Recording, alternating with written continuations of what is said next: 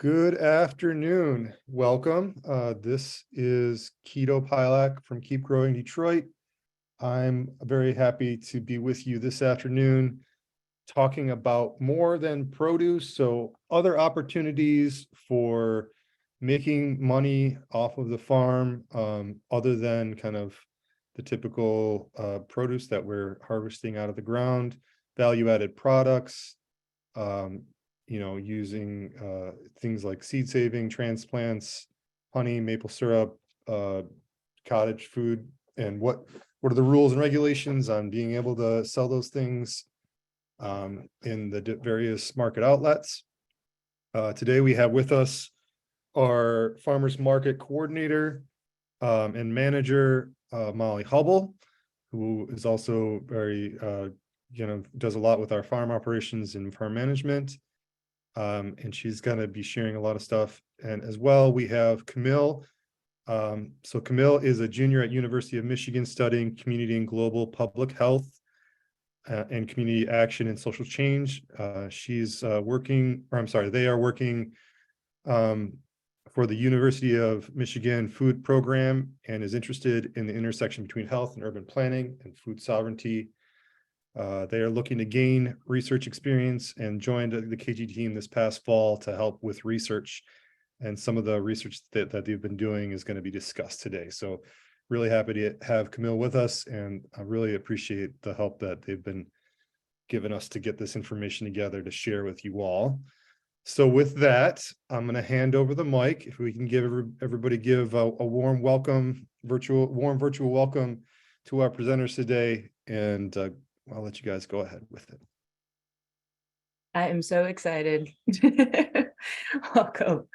It's great to be here. Oh my goodness. I haven't talked to or seen some of you guys for quite some time. So it's really nice to kind of right from the jump in January start talking about our plans for the season.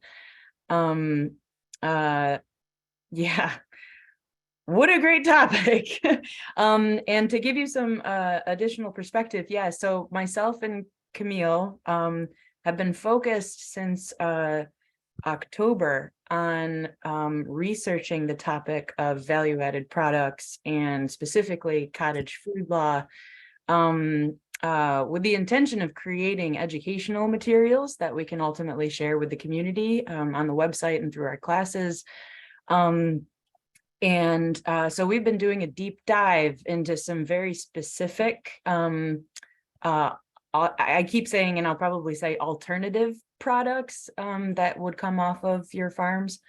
And yeah, it's been a really wild ride. It's been a huge learning curve for myself and other market team staff, as we recognize that the climate for small scale growers in Detroit and elsewhere is shifting. Customers are different, sales are different, the way people interact with small scale farms, is different. So this is us trying to get ahead of kind of what we see as the changing climate for small scale growers and sales potentials and what markets, like some of the expectations for markets these days. So we today are going to be covering a lot of ground. I know that this was a 3-hour class, or posted as a 3-hour class. We'll see. We may end a little shorter, but mostly I want to make sure that if you guys have questions, please speak up. Camille's research is ongoing, and the more questions that you guys pose during this class, it's going to help us tailor, our research for the next 2.5 months, so that the information we ultimately end up sharing is going to be exactly what you guys need, those questions that are going to make the most difference in your planning going forward. So please make sure that you're using the chat function and speak up or come off mute to speak up, because that's really important. So Camille is going to be frantically taking notes. We can't promise that we will have 100% of the answers during this class, but we will do our best to address them during the class. And there will be multiple times where we'll stop and pause and have a moment to hear you guys. But for the most part, we're going to be rolling through some pretty dense information. So I promise you we will have like times for breathing and taking a minute and really kind of like starting to internalize some of the information. So that's where we're headed with the class. So kind of in this first part, we're going to be talking about value-added products and what we've learned about cottage food law. And then in the second part, we're going to be talking about seed saving, specifically grow seed for sale, commercial sale, and what we've found in our research about that, some of the rules and regulations around it. And in the third part, we're going to talk about transplant production. So production of seedlings, annuals, and perennials for sale, not just for use on your farm, but actually for sale. And then at the end, we have, of course, links and opportunities for continued learning to share with you guys. And that's a really kind of like condensed snapshot of all the information that we're going to be sharing with you. So first, I kind of want to get some information from you all, and just looking at some of the names, I have familiarity with, I'd say about half of your farms and gardens, but if you want to take a second and in the chat function, write in, like, when I say cottage food law, what are some of the things that come to mind? Maybe you've done your own research in terms of what cottage food law is.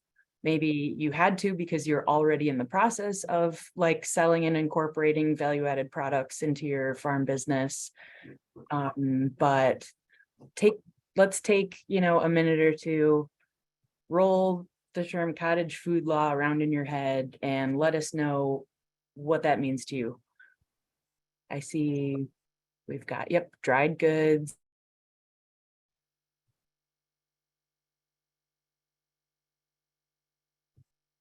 Dried goods, definitely. And I'm glad because we're definitely going to cover that. Elderberry syrup, super specific, super excited to see that on the list. I love that. Herbal medicines, health products, definitely.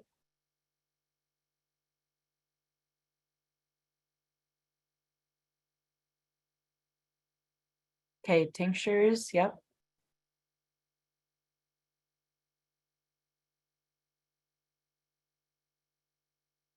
I'm glad you said baked goods. It's definitely on the list. Teas and butters, excellent. Yep, goods made from what we grow. Exactly.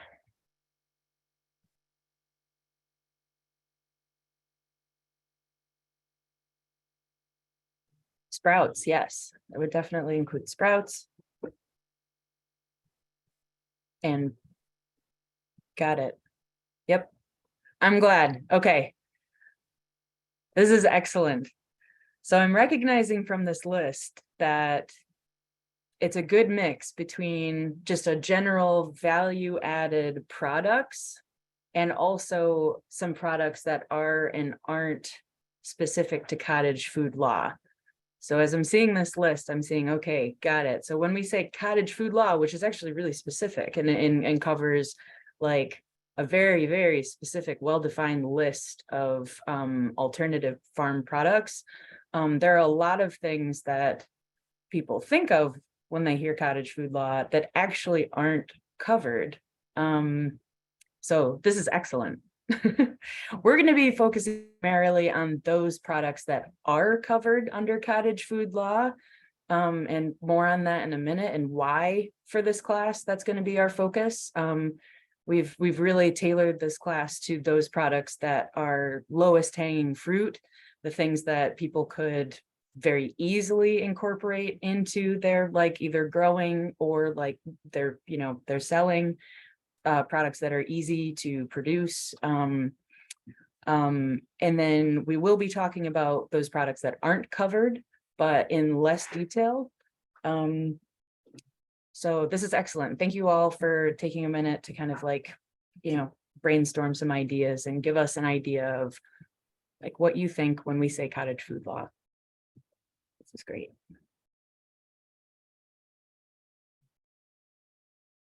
Cool. So that was very helpful for me. And now I kind of want to go a little bit more. So I just wanted to talk about why, and I said this in the beginning, but like why is it important to diversify your farm offerings? Like, why are we talking about things other than selling, tomatoes and cucumbers and bunched herbs? And it's really as my experiences with the market and kind of across, like, I have other jobs. I work for City Commons too. I have my own farm. So in my kind of my own sales experience, as well as my sales experience from, KGD's perspective, I'm recognizing trends across markets and also trends with customers in the city and outside the city. And it seems like the savvy, like financially stable, small scale growers are moving more and more towards a more diversified farm offerings model. So that doesn't mean that people are making, or, if your focus is just to sell vegetables and food direct to customers, that's absolutely still something that people should explore and can definitely focus on. But in terms of financial stability, especially when you're like one of the little guys, we encourage folks to look into diversifying their income stream. It just seems like that's where people are headed. And also in terms of like having a regular stream of income, like across a larger portion of the growing season, including things like value-added products that are covered under cottage food law. It just makes more financial sense for people to offer more than just raw vegetables and herbs.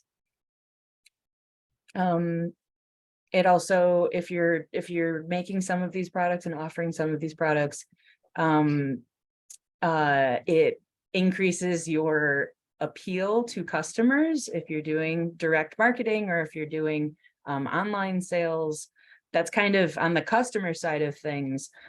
They're looking for flashy, interesting, and more, they're looking for like one-stop shopping instead of this kind of like, I go one place for my vegetables and then I go to a completely different place for canned goods and I go to a different place.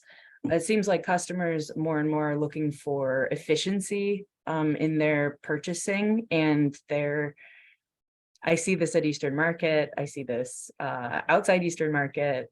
So the wider variety of products you can put on a table or put on an online store platform, the more attractive you are to customers these days. That's just where they're headed. And I got to say, like, I'm one of them. Like, I don't want to go to 7 different locations to get all of my needs met. I want to go to a few locations and have a wide variety of things to choose from, whether it's healthcare products, plus my food, plus shelf stable products, plus seeds and transplants that I'm going to put into my own garden to kind of supplement, my own, food costs. That's going to really set you apart from others. So in general, why diversify your farm offerings? Multiple different income streams are always better for financial stability with your farm business. It also allows you to have income at different parts of the season. And specifically, we're going to talk about transplant sales and like sale of shelf stable cottage food law covered products. Makes your display more attractive. And largely that's what customers are looking for when they're choosing or kind of like, choosing to like support local small farm businesses.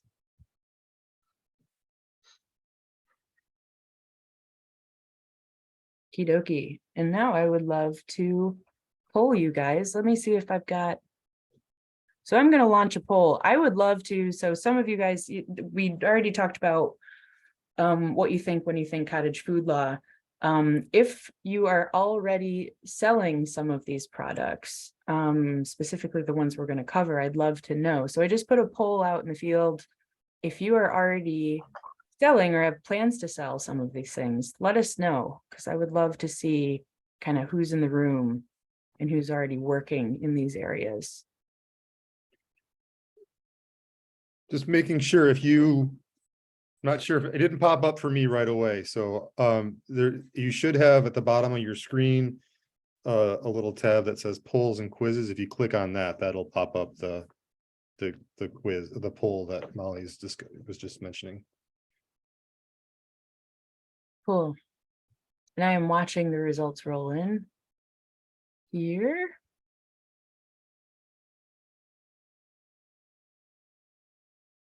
Yes. Transplants. Yes. Save seed. Yes, yes, yes. Honey. I knew there would be a bunch of folks with honey, dried herbs. Excellent.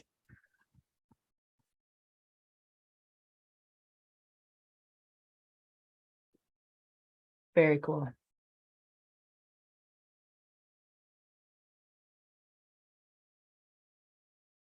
Very, very cool. Okay.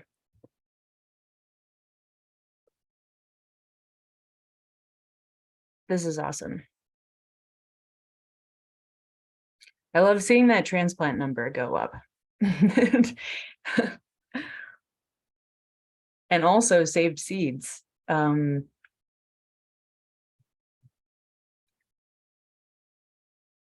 Very cool. Well, thank you, you guys. Dried herbs and teas front and center, as well as transplants. And that is exactly what I expected. So that's Can we see the results? I can't see the results. How do I share this? Have you closed the poll? I haven't closed it yet. I will close it now. There you go. Can you guys see it now? Okay. If you go back and click polls, you can see the results.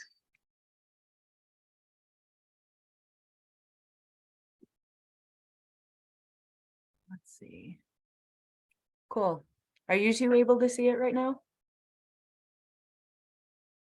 So we've got one person selling jams and jellies already, 7 people doing dried herbs, 5 people doing dried teas, 3 honey producers, 3 people doing saved seed sales already or saving their own seeds, and 8 people doing transplant sales, which is an excellent number. I love that.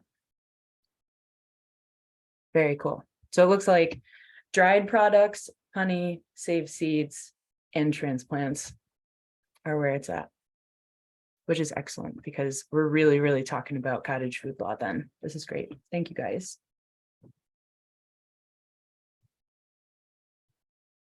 Okay, cool. So we're just gonna, before we get really rolling, I just want to define some terms real quick. Because we say value-added products and cottage food products, and sometimes it's clear that like we oftentimes conflate the two or use them to describe things that actually don't exist in either bucket, exist in one bucket but not the other. So value-added products, what are they? They are any product where there is a change in the physical state or form of the product. So this could include milling wheat. So as soon as wheat is milled, it is a different product. You've added value to it in changing it from one state to another. It also includes strawberries going from being, fresh and sold in a pint to now it's a jam and it's a shelf-stable product.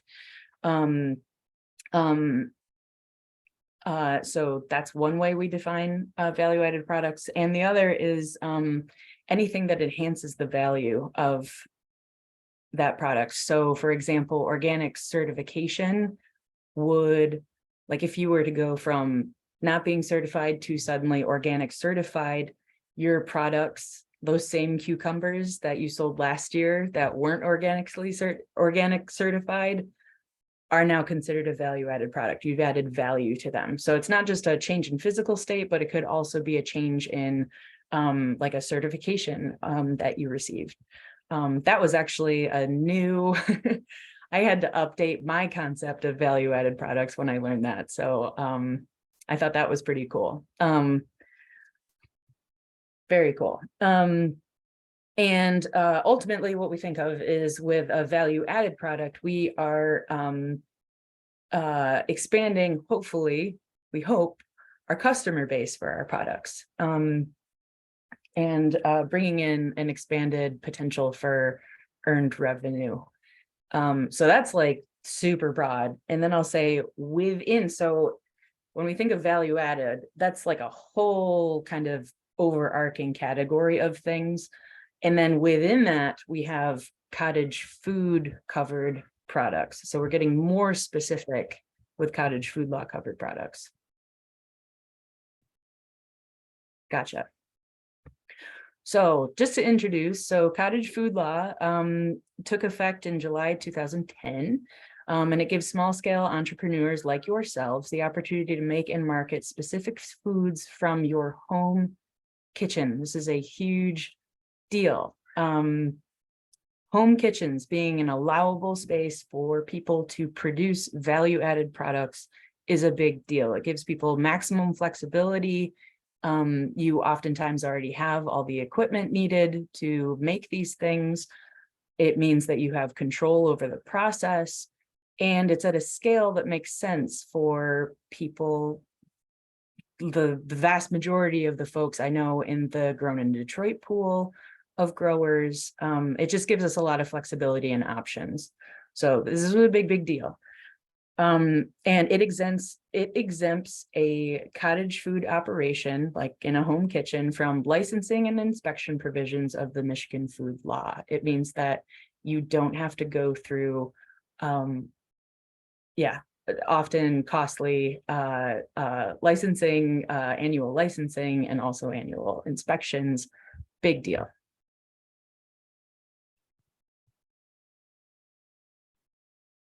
Camille, is this you? Is this me? I can't see the note.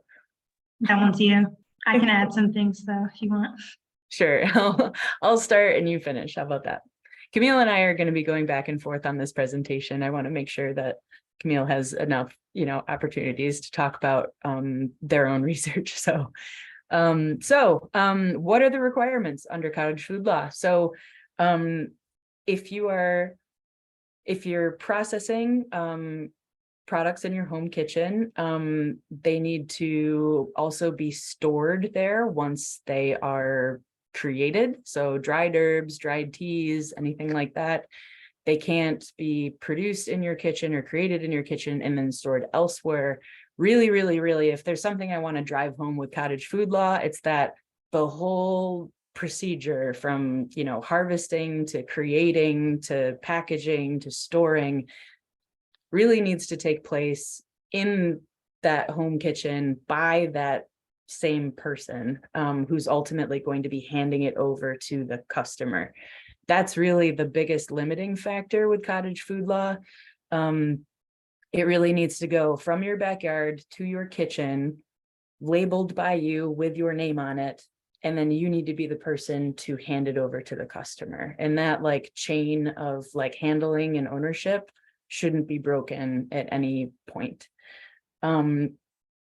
You can, however, take the raw materials from other places. For example, if you had a group of growers like in your neighborhood and you all grew herbs, but you all ultimately went to a single kitchen to dry those herbs, package them, and label them, that would be okay. That is totally acceptable. And also, you can't take those products and then sell them online. This was actually a really interesting note because we were trying to work in we were trying to figure out if we could create dried herb products or like dried tea products with the Grown in Detroit collective of growers. And this is exactly what we, the challenge we came up with, or the challenge we kept hitting was, since GID is a cooperative of growers, we can't actually like take, everyone's individual products and store them centrally like we do at GID Market or the online store. In fact, you can't do that through like an online store. You have to do like direct in-person marketing to your customer. You have to physically hand it over to them. So the idea that we would take everyone's products and like bring them centrally was actually a big deal for cottage food law. So that was enlightening. So if you're doing cottage food products, you can't do mail order, sell to retail stores or to a third party. In this case, like Grown in Detroit, you have to be the one marketing them and selling them yourself. And also there's a cap on this. So you can sell up to $25,000 worth of cottage food law covered products annually. Once you go above that, you are you must have like the appropriate licensing and are under the same level of scrutiny as others doing, non-cottage food law. It just stops covering you after that point. So Camille, do you have anything to add to that? Yes, I just have two quick things. So for the storage, you can store it in a spare room within that same primary residence. At least, and it has to be free of pests, any standing water, any dampness, or any other unsanitary conditions. And all the food should be stored in an airtight food container that's 6 inches off the floor. So it doesn't necessarily have to be in your kitchen, but it does have to be prepared in the kitchen. And then for selling orders over the internet, you can take like phone calls for orders, or you can advertise on the internet, but you can't have any shipping or delivery through the internet. So face-to-face delivery from the person who prepared it to the customer. I love these details. I meant to add those in the slides. No, that's excellent though. I figured there's only so much you can capture in a slide. There's so many details. I think that was another just kind of eye opener, is that it really does come down to like like storage bins 6 inches off the ground. Under cottage food law, you're not going to have any kind of inspection requirements. So technically this is like best practice suggestions. However, KGD staff absolutely encourage you to follow this to the letter. So yeah, 6 inches off the ground potentially. Yeah. Cool. Want to talk about labeling? Yes, so for cottage food law, the name and address of the business of the cottage food operation has to be on the label. So it can't be a post box that you own, and it has to be your physical address of your primary home residence. So it also can't be like a secondary home or anything like that. You have to have the name of the product, the ingredients of the product, and you have to have that in descending order by weight. The net weight or net volume of the product, and all allergen labeling, which includes milk, eggs, wheat, peanuts, soybeans, fish, and tree nuts. And then because this is under cottage food law and those inspections are not required, you have to have this statement in 11-point font. But you can do handwrite your labels if you'd like, but make sure that they're legible and that they're in a size large enough that is relatively similar to 11 size font.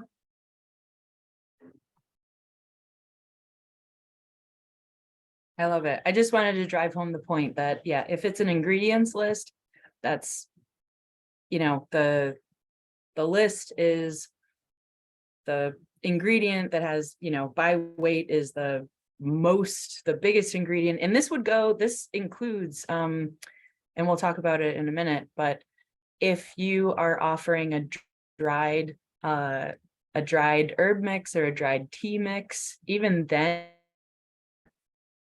even if you are adding them in equal weight, that would include the same requirement. So if it's mostly lemon balm and then you add a little bit of,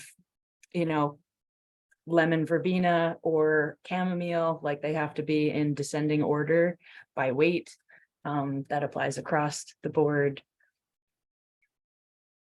Let's see. I did want to add one more thing. Sorry that I forgot for the last part about how under cottage food law, you are exempt from any inspection requirements. And a lot of that is in terms of safety. So if someone does file a complaint or there's some type of illness that is linked to your food, then in that case, MDARD can go ahead and investigate your cottage food business. So then they would look at things like, where are you storing it? How are you producing it? So that's why we're saying it's kind of best practice. So you'd want to keep up with those requirements that we listed, even though you're not under constant inspection. But in the event that something does happen, then that's the process that MDARD will undergo. Excellent point. Oh, yes. And with all things, right? Like, for example, farm food safety, a completely different subject, but the vast majority of GID growers and folks that I work with do not sell above the threshold where you would be required to have something like GAP certification and get inspections for your wash pack area. Most of us are small enough that $25,000 per year kind of cap, like we're underneath it or getting close to it. However, as Camille said, there's always the best practice, and what we recommend is always to take excellent records, make sure you're following like all the rules anyways, and that's largely to cover yourself in the event that something does happen. If someone files a complaint, if a worker gets sick, if that it's just always best practice to do that. And then I had another note. So because again, we were trying to work this into the Grown in Detroit kind of menu of offerings this fall. This was really like a feasibility study for, do we allow GID growers to sell value-added products, specifically cottage food law covered products through Grown in Detroit? And one thing that we were coming up against is, and then like, even if like 3 growers are bringing in herbs to be dried and bundled together, it's one person's name or one collective's name that's going on that label, and it's going to be the name of the person whose kitchen it's being produced in. So we were having some issues there because we were trying to figure out a way to get everybody together to make a common product, but Grown in Detroit as a collective doesn't have we have an office space and that would not, we couldn't just put a dehydrator in the KGD office and have you all bring like herbs centrally to be created there. It had to be a home kitchen. And then of course we explored the option of, well, do we use Molly or Rosebud's kitchen in order to create a collective GID product? And things got a little wild. So we're still working out the kinks of whether or not we can do things like collective dried herbs through Grown in Detroit. More on that later. We're still working on that research, but just to give you a little kind of insight into our process there. Okay, want to talk about what's covered? Yes, so now I'm going to go over the things that are covered. These are just a few picture examples, so we're going to go into each of them in detail. But essentially, the foods that are covered are non-potentially hazardous foods that do not require time and or temperature control for safety. So I'm going to go into detail about what that means. So on the yes side, we have things like dehydrated herbs, as we mentioned, fruit jams and jellies, for example. But on the no side, things like salsas, pickles, maple syrup and honey, those are not cottage food products, and they have their own licensing and inspecting requirements that have to be upheld.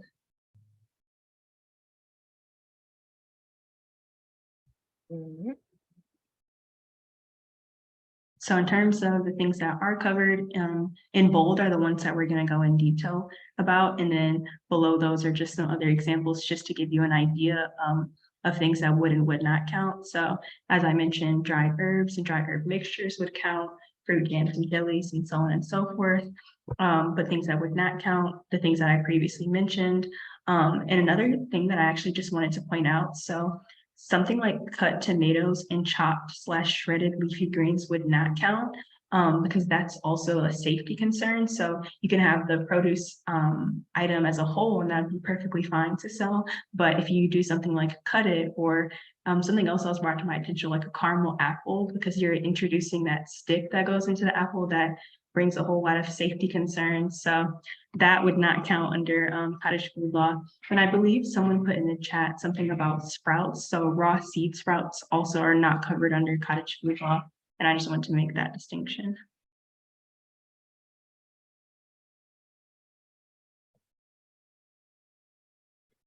But shoots are allowed, which I think we're going to talk about a little bit more later, right, Molly? I am not sure if shoots made it into this presentation. Okay, but we can, so basically sprouts would be like if you're making sprouts in a jar, like, you know, like, what's buckwheat, alfalfa, this is the classic one, thank you. Yep. So like where you're soaking the grain and then growing them out. Whereas if you were to do sunflower shoots, like where you're growing them in soil and it's in a flat and you're, or potentially, you know, other kinds of baby greens or things that you're cutting, and it's essentially kind of very closely related to what a sprout would be. But if you're defining it as a shoot, then that is a product that you can sell at market. It's not that would be more of like actually like I think more like produce than a value added though. Yep, exactly. Yep, that's right along the same lines as, you know, like tomatoes and head lettuce would be sprouts. And I know that that's something that we've worked into GID in the past, and there are a bunch of growers at market who sell those. But yeah, sprouts kind of get you around that added layer of regulations for sure. There's a question in the chat. What about hemp or CBD, CBG products like gummies, hemp oil? That was definitely on my list. I didn't get to it. It was a little outside my purview, but it is not, I know that they're not covered under cottage food law. I didn't have the time to go into like their own, they have kind of their own rules and regulations around their production and sale and labeling. As just anecdotally, I know that I've seen some of the farm market vendors, like there's a meat vendor at Eastern Market that I'll go to and get sausage and stuff, and they had on the counter some CBD products. I don't know if it was, I'm not even sure if they're doing it on their farm or if it was a partnership with somebody else, but you know, they're doing it, and you definitely, they were not cheap. Yeah. But it seems like people are doing it, so maybe that's something to know about. Yeah, I think it makes sense for us to and I see Candy just came off mute. So maybe you have something to offer here. I see you. I was like, oh, and she's off mute. Do you have anything to add to the conversation? Anything, any enlightening words? Oop, I can't hear you.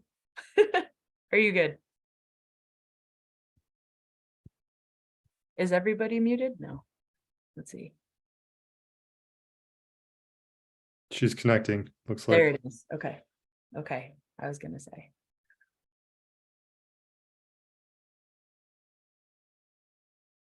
Oh, It's trying. All right. There you are. Hey, yeah. y'all. How we doing? Good. Good. Good. So I'm glad we're having this conversation. CBD is very important. So normally what we do, we have customers that know we grow CBD.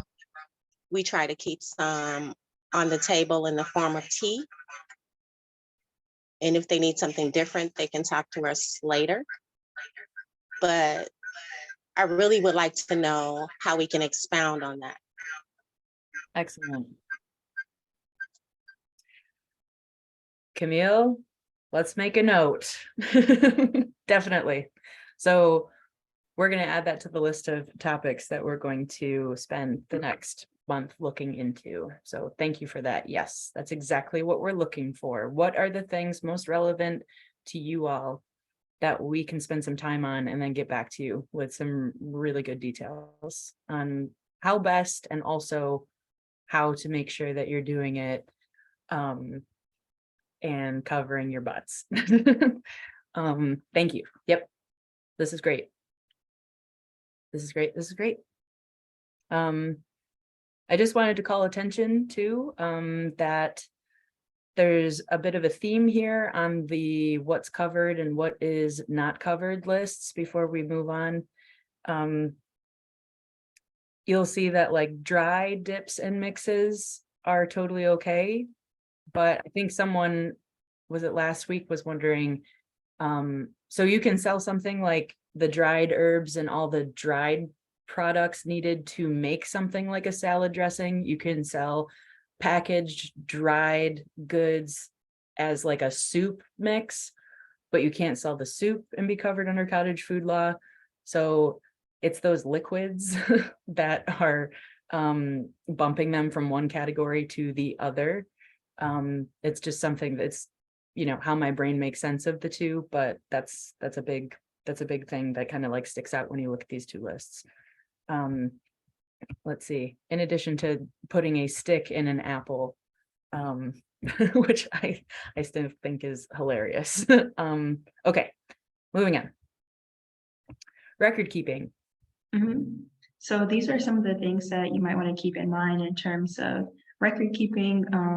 One of the things that I'm going to highlight first is that cap that we mentioned, about $25,000 per year. So you do have to maintain a sales record. So if MDAR, if a food inspector does request that, then you'll be able to provide them that information. But that a lot of this is for your own personal record keeping, because most of the time, unless something is happening, that's not going to be required that you submit it.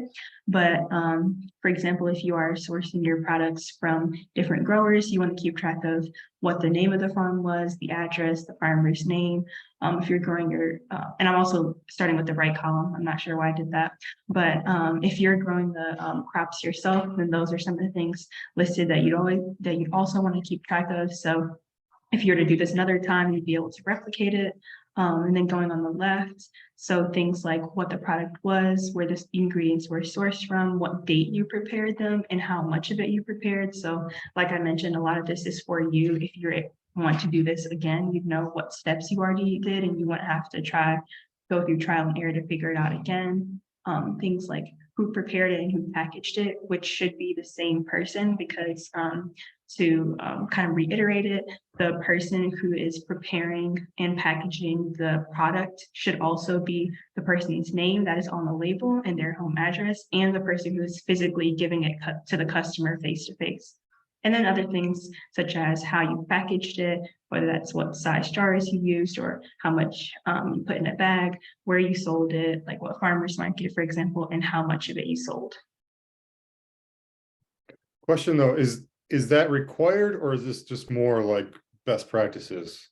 This is best practices, but the sales record, so the amount is required if MDAR requests it, but none of this you would be required to submit anywhere. So it's just best practice. But part of, and I guess just to be clear, like, so, you know, the lot number, for example, or some kind of, you know, way to traceability. So like if there was a problem, say you had, you know, you'd been doing this for, you know, a couple years, and so you got, you know, report back of somebody getting sick, then, or some kind of, you know, issue, something happened, then having a lot number, or like, you know, kind of as you do every time you do you know, say you're making jams and you have the dates on them, or keeping track of that lot and being able to track back. So if you feel like you need to pull a product from the shelves, or, you know, or just, you know, just deal with that specific lot, then it's that traceability is going to be really important to you, instead of, otherwise you might have to, you know, get rid of your all of your product if you don't know, if you can't, you know, find out what specific lot that came from for that issue. Yep, exactly. Thank you for that, Keto.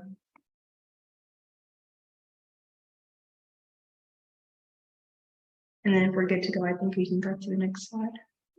Got it. So the first of the cottage food law, the first of the products that are covered under cottage food law that we're going to discuss are dehydrated goods.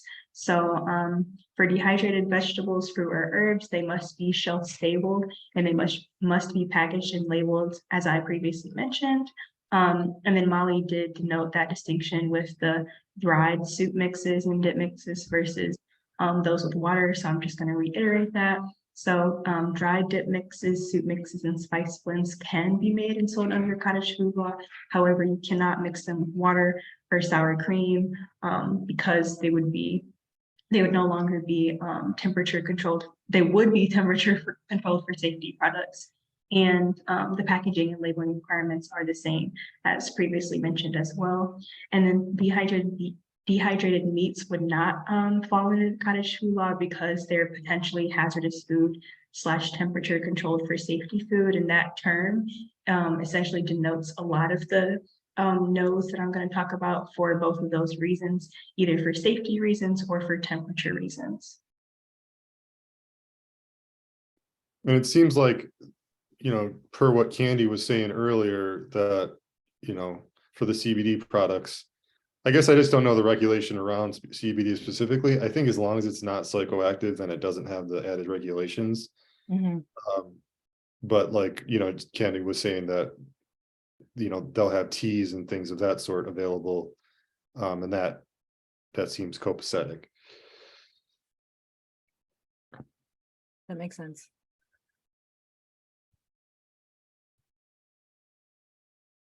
I think we can move on to the next one. Yep. Yeah. That's yours. Excellent. Gotcha. So fruit jams and jellies are definitely covered under cottage food law. And that was actually a bit of a surprise to me. Like, why are canned jams and jellies like allowed and not like sauces and other things, right? But yes, fruit jams and jellies are definitely allowable if you were to mix in any other vegetables, low acid foods, then suddenly these are no longer covered under cottage food law. And it's that distinction between low and high acid and pH levels. And what ultimately this is about is the potential risk of botulism and other foodborne illnesses being in the product that you're producing and selling to customers. So fruit jams and jellies are considered low risk, able to be covered under cottage food law. Once you start mixing things in with your fruit jams and jellies, then there's the potential risk. Then those things are no longer covered under cottage food law. And Merle's putting this question forward. Oh, so like elderberry syrup could be a thing. It's a fruit. It could be if, so you say syrup, if it were a jelly, then it would be covered. Syrups, I believe, would be considered more in the, what is it? There's a whole, there's a license for people who create beverages or beverages, drinks, drink mixes. And I believe you would need to have a license through MDARD in order to sell something other than like a fruit jelly. I think that would bump you into a different category. But yeah, so she's like, okay, or I'm sorry, they're like elderberry jam it is then. Jam, exactly. Considered stable and safe. Yes, there is actually if you go to the MDARD website, which is where we're pulling a fair amount of our information from, it says pretty specifically that beverage producers, beverage producers are definitely subject to their own licensing. So again, we're trying to like approach this from what is lowest hanging fruit, easiest for folks who are on the very small scale to start with, and things that are covered under cottage food law, don't require like expensive licensing or use of a commercial kitchen, because most of us start out with like a small batch of product. You develop your customer base, you figure out if this is right for you, if it's a viable option, and then there's always the opportunity to scale up from there. But we're really focusing on those things where it's kind of the sweet spot for small scale growers and the volume they tend to produce. So maybe someday go wild with elderberry syrup, but for now, maybe experiment with elderberry jam because it's covered. Start small, scale up later. Okay. Mark Fentress has got a hand raised. What you Yeah, got? my mind doesn't register things as quickly as it used to. Same. Keto's last comment about CBD. Could you repeat that? So it was a little bit of speculation, but it was just following the kind of logic of talking herbs. And as long as, like, I think you can, think of most any plant material, like we're making teas out of mint and lemon balm and anise hyssop and things of that sort. And that's all allowable things. And I would think because CBD, like if you're using a hemp, I mean, technically, as long as it's not psychoactive, I don't think there's any additional regulation around that. Sounds like we're gonna maybe do internally a little bit, confirm that, but that logic makes, I guess I was just making a comment. I don't have 100% affirmative on this, but that made sense. Yeah. I just did like a 2-second Google, and also I'm going to add that to our research document. But it's a relatively new license, of course, apparently, but technically to sell CBD, a vendor is required to have a processor handler license issued by MDARD. Okay. I just did like a 2-second, like, boop, there it is. So that there is Get that, and thank you for the information. But Yeah, what is KGD's standpoint on that? For example, let's say I had that license and I wanted to add CBD to my tea. So can I then sell that tea at the GID table? I think we're gonna have to, yeah, right. I think that's a broader conversation with staff, but I'm gonna write this down. Okay. I feel like it's been on my list for a minute. Let me get back to you. Okay. I would need to check. Yeah.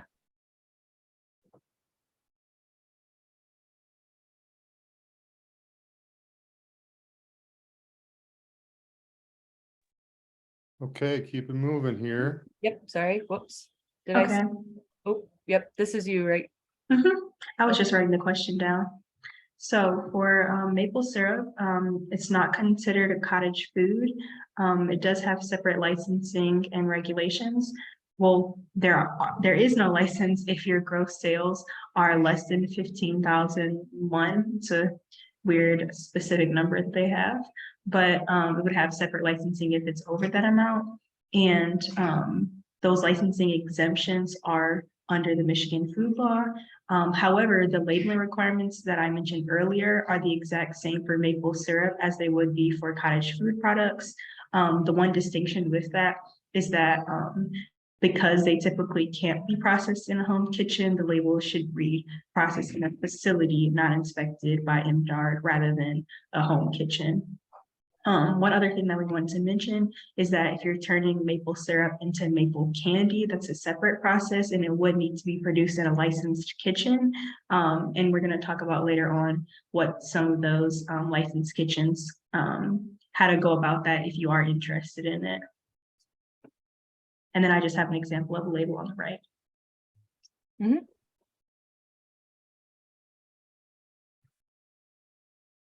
Okay, honey and keto, feel free to chime in here. So with honey, actually, yeah, keto, Yep. I'm just gonna read through this, but I feel like Yep. actually a fair number of people who you may be more familiar with it than even I am. So do you want to add your notes here, or I'll just go down my list? Yeah, just go down your list and then I'll add to it. Yeah, so honey is still must meet all the requirements of Michigan food law, including sanitation, building construction, design, employee hygiene, in terms of taking honey from the hive, spinning it, jarring it, and then labeling it and storing it for sale.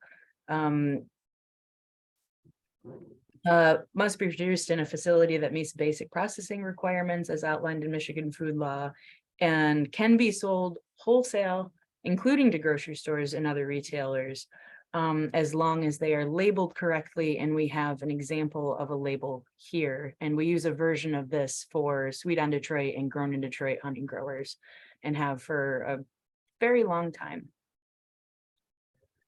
So just to add to that, like it's still, even though it's not technically covered under cottage food law, it's still like minimal requirements to be able to process it on your own, especially if you're making the benchmark is $15,000 if you're making less than, as long as you have it labeled properly, like addressed in the slide here.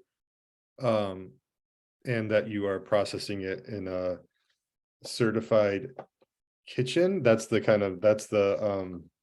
I think that's the slightly more complicated part for small time folks, is to have it be processing it in a certified kitchen. You know, we have, there are several certified kitchens around town. And for folks who are involved in Detroit beekeeping or Detroit beekeeping in the city, we have a club called Sweet on Detroit that Keep Growing Detroit helps facilitate.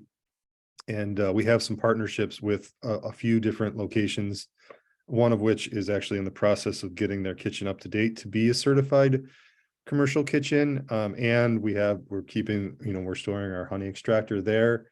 So there's options. I think most folks who are in the room that are doing honey, are pretty familiar with that stuff. But if you if you are looking, if that's something kind of on your, what you're thinking about doing, you can feel free to reach out to me about getting involved with the Sweet on Detroit Club to have access to the extractor. There's a number of ways to extract the honey, which total side note, but there used to be, I just want to add that I was looking again and I didn't find it, but there used to be what I thought was another requirement to add something about not giving honey to under 1 year of age. I did not see that in the labeling requirements in the research that I did, but it might be something to, to make sure to double check on. But folks are it is, this is a pretty accessible one in spite of not being cottage food. And, we have been having folks sell honey with Growing Detroit for enough. So it's not like, some of the other regulations that we're talking about. One other thing that I wanted to note really quick is that the things that are on this slide are also, so maple syrup can be sold wholesale on like cottage food law. You're not restricted to like face-to-face sales. And you also have to have that, instead of saying not produced in a home kitchen inspected by MDARD, you just change it in a facility, change it to a facility.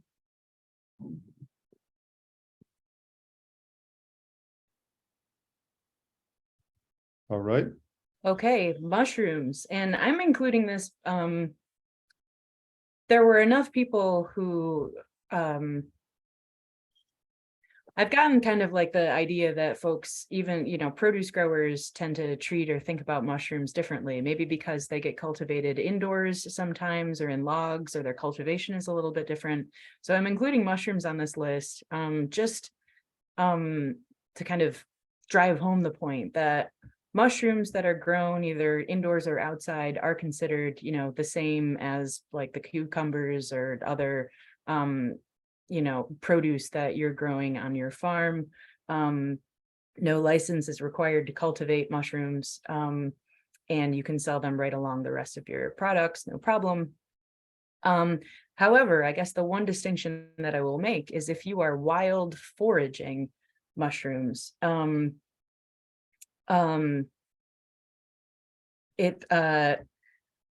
can wild forage mushrooms, but if they are further processed, or dried, then, yeah, then, excuse me, sorry, hold on.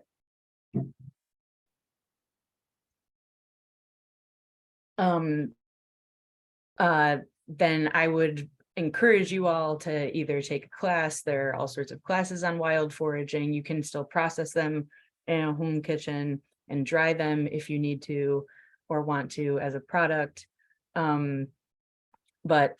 Yes, really the slide is to say that yes, mushrooms are absolutely treated like any other like vegetable that you would grow in your backyard and then sell. This was just kind of a weird note. I feel like it was also applying to like a very small group of people who had this question of whether or not you needed a specific license in order to sell mushrooms at very specifically Eastern market, and you do not.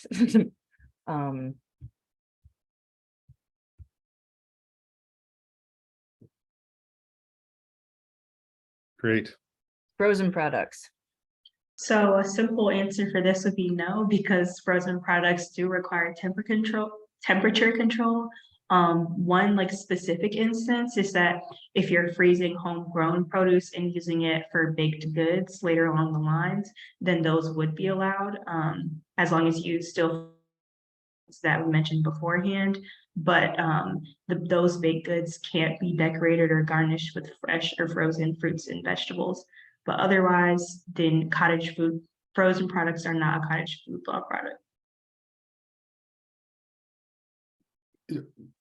Can you speak specifically to what would be required to be able to do frozen products? I will write that down. There is specific licensing. I wish, yeah, I had actually like an email out to Amani to see if she would be able to talk about in the Mix Detroit.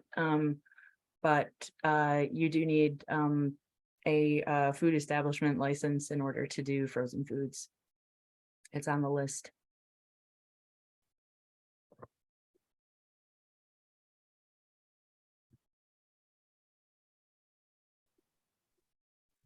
Okay, we can move on to sauces now. Got it. So food products that are made with cooked vegetable products do not qualify. This is also in regards to the temperature control for safety requirement. And if you are manufacturing cooked vegetable products, then there are significant federal and state training and licensing requirements. So that's a whole other can of worms. But essentially things like tomato sauces or spaghetti sauce, things like that are not under cottage food law.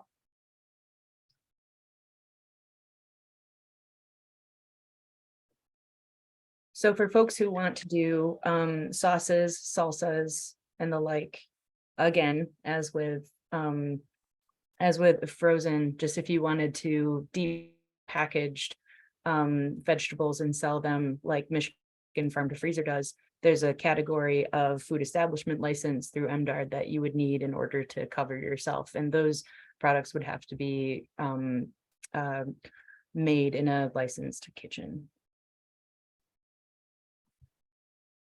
And just to entertain that concept for a second, so it's just a whole another layer of like, because there are some kitchens that are available for rent around, certified kitchens that are available for rent. So you would just need to be able to justify the additional costs to be able to make money on the product.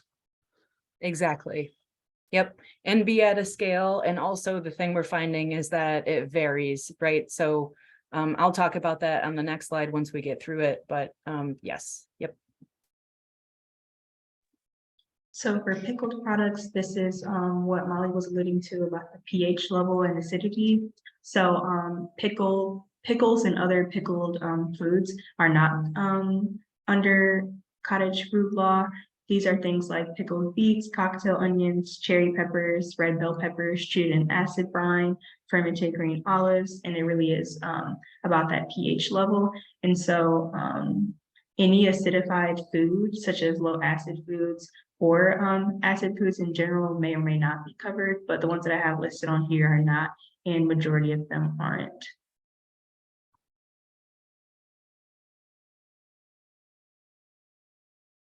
Okey-dokey.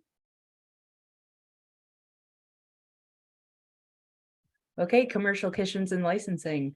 I will say that this varies based on the products that you plan to produce. So there's licensing for folks who want to do, again, like things like beverages, juices, or, you know, juiced, even like sell juiced vegetables, right?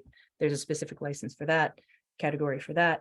Fruit and vegetable repackaging or freezing, there's a different license for that. If you were to be a flour mill or take your products and mill them, there's a license for that as well. And all sorts, all of this available, of course, on the MDARD website. And if you were to be at a scale where you want to get a license, a food establishment license, you want to start selling any of the products we just discussed that aren't covered under cottage food law, but you're not at the scale yet where you to invest in your own facility, your own kitchen with storage and everything needed. There are options around, of course, for you to rent space in a commercial kitchen. You would still have to maintain your own licensure, but you can rent space and then use that space to create your products. So here's a list of options for you. Of course, Detroit Kitchen Connect and Eastern Market. They take and have worked with GID growers and members of the Garden Resource Program in the past. Lots of resources available on their website. And it is a bit of like a case-by-case basis, depending on what kind of product you want to produce there and how often and how much space and what kind of equipment you need in order to produce that product. For example, the kinds of equipment needed to produce, you know, something that's frozen and then stored versus something that's canned, needs, and also different space requirements for those two things. So potentially different rental fees involved with both. Whether or not you want to do just a batch of something every year, or if it's something that you want to make a batch of once a month or twice a week. But they have many options for folks depending on what you're trying to produce in that kitchen. And they're very familiar with our people in general.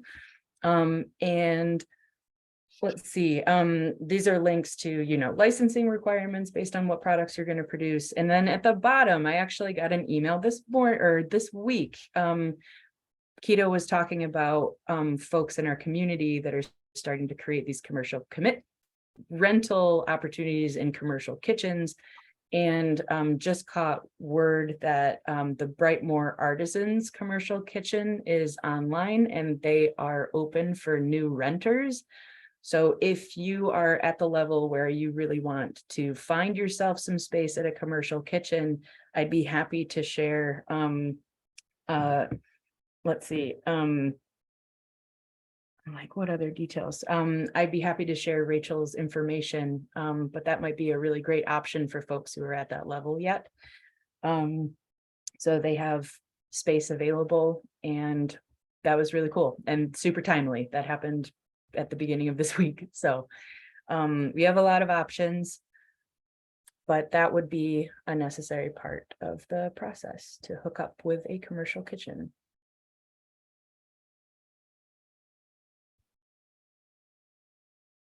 I do see a question in the chat that asks, does cottage food law regulate samples? For example, cutting a tomato or a pepper for a potential customer to try. So as long as your product meets the requirements of cottage food law, and is a non-potentially hazardous food, sampling is allowed. But as I made that distinction earlier, things like cutting a tomato, those wouldn't be under cottage food law. So you can sample the things that were under that yes column, but something like cutting a tomato would not count. And MDAR does have their own guidelines for like providing safe food samples at farmers market. And I'm just going to drop that link in the chat if that's something that you're interested in. It's a quite lengthy document, so I wouldn't be able to go over all of it now, but just making the distinction that your products can't be prepared in a way that introduces those safety concerns. Gotcha. And I'll add another note. Depending on where you're selling, it's possible that certain farmers markets may have their own kind of like overarching rules around sampling, safe sampling and storage. Whether or not, you can, give away certain samples. So always check with the market outlet to see if they have any additional requirements for their spaces. For example, Eastern Market. Cool. So to wrap it up before we open the floor for other questions that you have about what we've discussed in this section, I just want to kind of bring the focus back to farm planning, because we are ultimately talking about taking what we have in the backyard in our farms and gardens and turning it into a value added and ideally cottage food law covered product to sell to customers. Far and away, if there's a theme to how this will impact your farm planning, it's that with a lot of these products that we've discussed, we're talking about long-term commitment, like changes to your environment, depending on your scale, but kind of in the direction of becoming over time potentially lower maintenance and higher yielding. A lot of these products involve the use of perennial plants, perennial fruit trees, and plants that will exist and kind of only get bigger in the long term and more productive as they're there. So I really like, if we're talking about fruit jams and jellies, we're talking about brambles, we're talking about berry bushes, we're talking about fruit trees. All of these things are ideally, most likely one-term costs that sit in the same place and will spread or kind of only increase in yield over a period of years. So in terms of farm planting plan, with a lot of these things, we're talking about increased diversity, which is always a good thing in your, farm ecosystem. We're talking about diminishing costs over time. So you plant that tree once, and instead of that's something that just exists forever and just has, maintenance requirements from year to year. So, and herbs, same deal. If you're doing perennial herbs, a bed of perennial herbs is going to last for a very long time with fairly little maintenance and is just going to create more and more product as the years go on. So in general, I would highly recommend that folks take a look at their farm planting plan and see if there's space for turning it over to some of those plants that will create value-added products, cottage food law covered products going forward.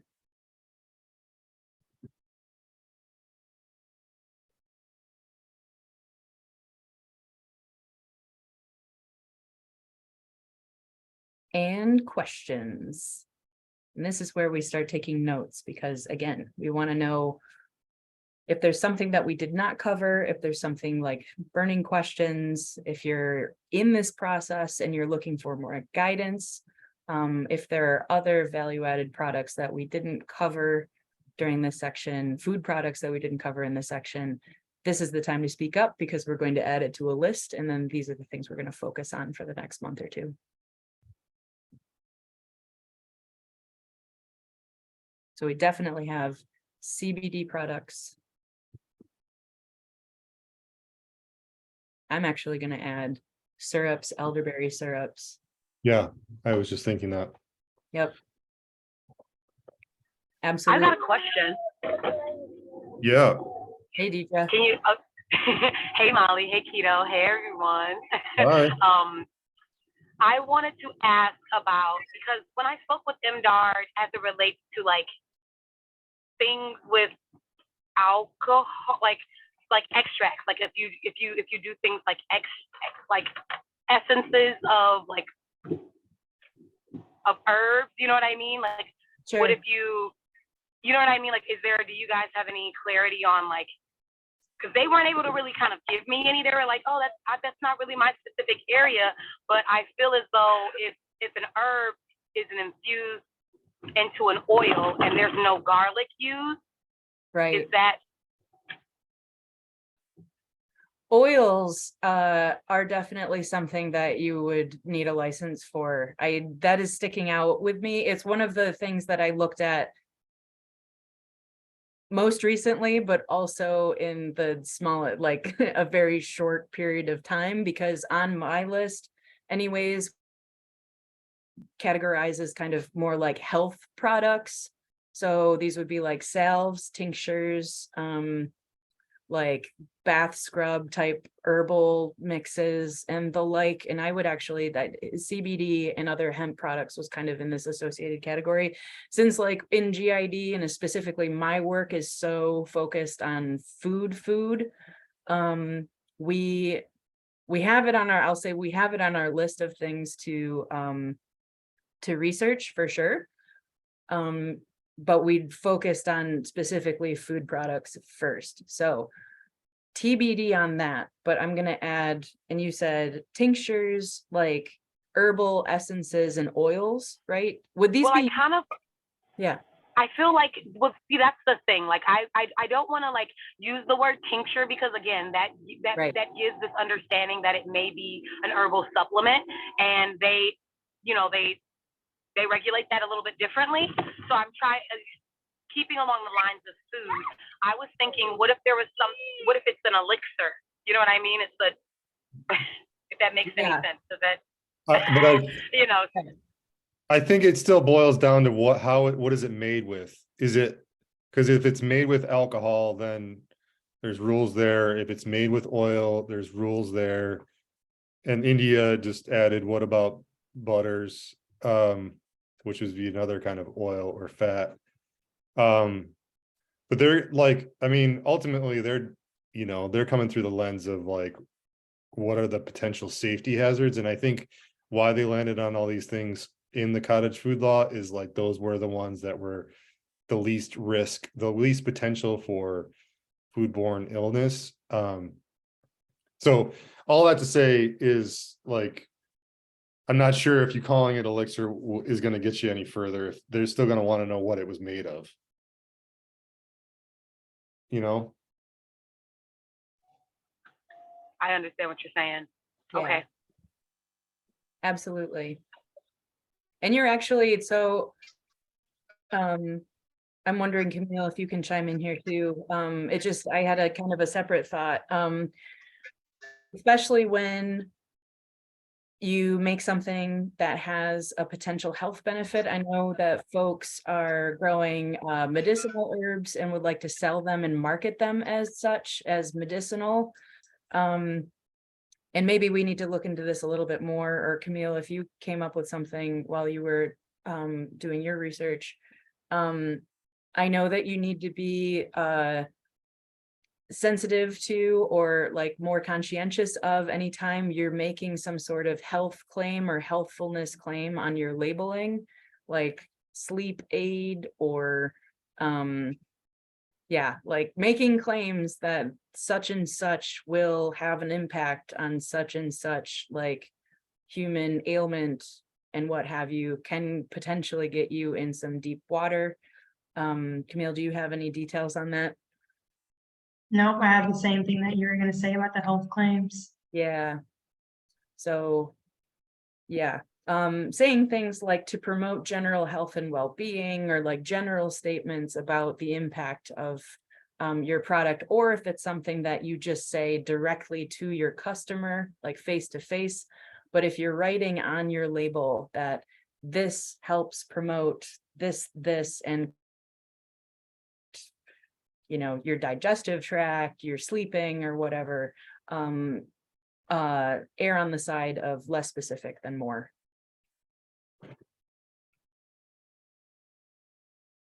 Yeah, jargon is very important. Yes.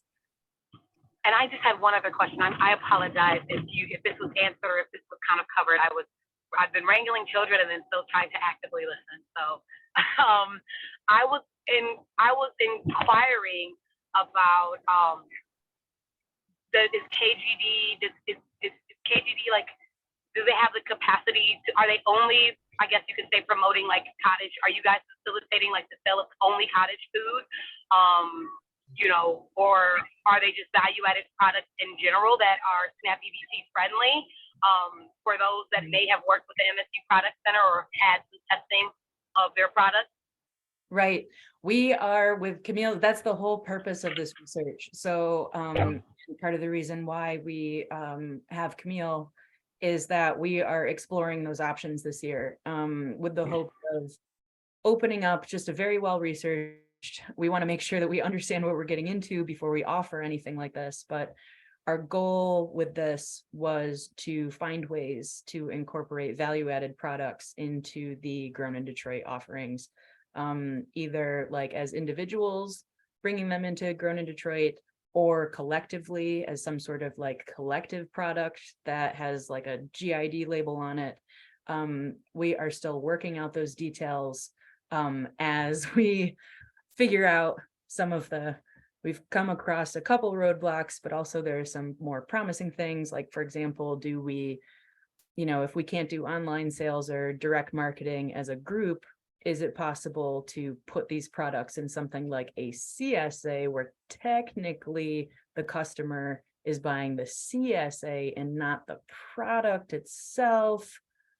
These are the things we are still exploring, but are working on, and we'll have updates for you at the GID growers meetings for sure.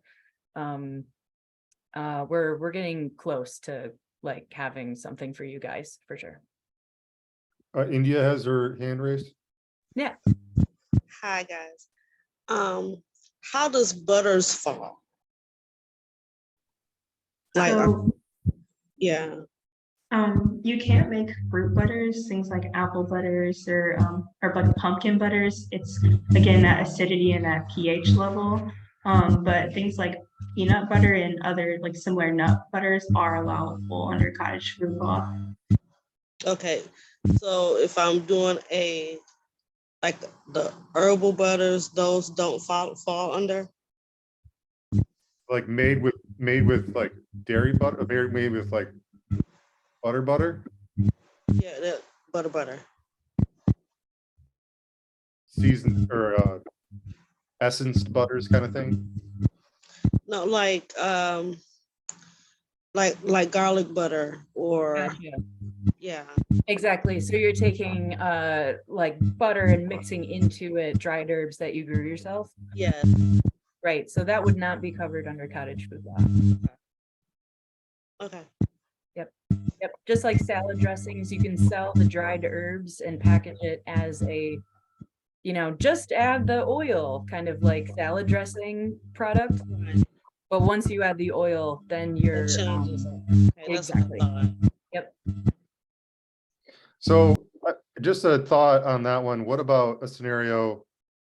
And this is kind of pertaining to the conversation you and I had, Molly, is like, we've seen some growers like Brother Nature where they would sell the salad and then give away the dressing. Right. But what if that was like, could it work out that you sold the salad, gave away then if they wanted, they could purchase the dry herb mix to make the dressing? And then I think so. does that work?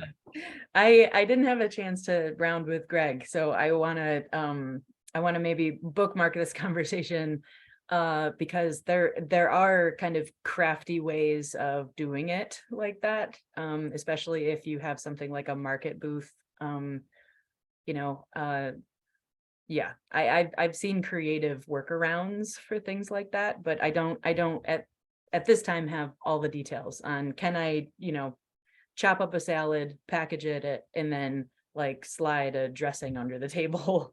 So that, let's put that on the list. But Leslie, that could be that could definitely be a workaround. Okay. Leslie just brought up about vinegars, which we didn't. Vinegars are allowable. Leslie, what do you said value added vinegars. Can you be specific, just to be clear on this one? Like, what are you thinking about? So, for instance, if we were making vinegars from grapes or apples, and also adding herb to infuse them, or just the plain vinegars as well that were made from the fruit or vegetables. That's the type of vinegar I was referring to. Right. Camille, can you speak to that? I'm not sure. I have that question written down, but all I do know is that vinegar and flavored vinegars would count, but I'm not sure about adding herbs specifically. I you think say it would be, that'd be like the same thing. Yeah. Like chives, like doing chive flowers. Yeah, rosemary, that type of thing. Yeah.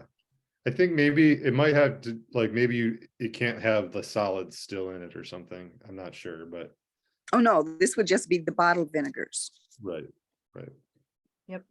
not salad dressing at all. Got it. We're adding it to the list. Okay. But that seems like a pretty viable one based And on, I guess the same would be a question for adding the herbs to oils to infuse them as well. I think that's, we just coming back to oils are not covered. Right. Okay, thank you.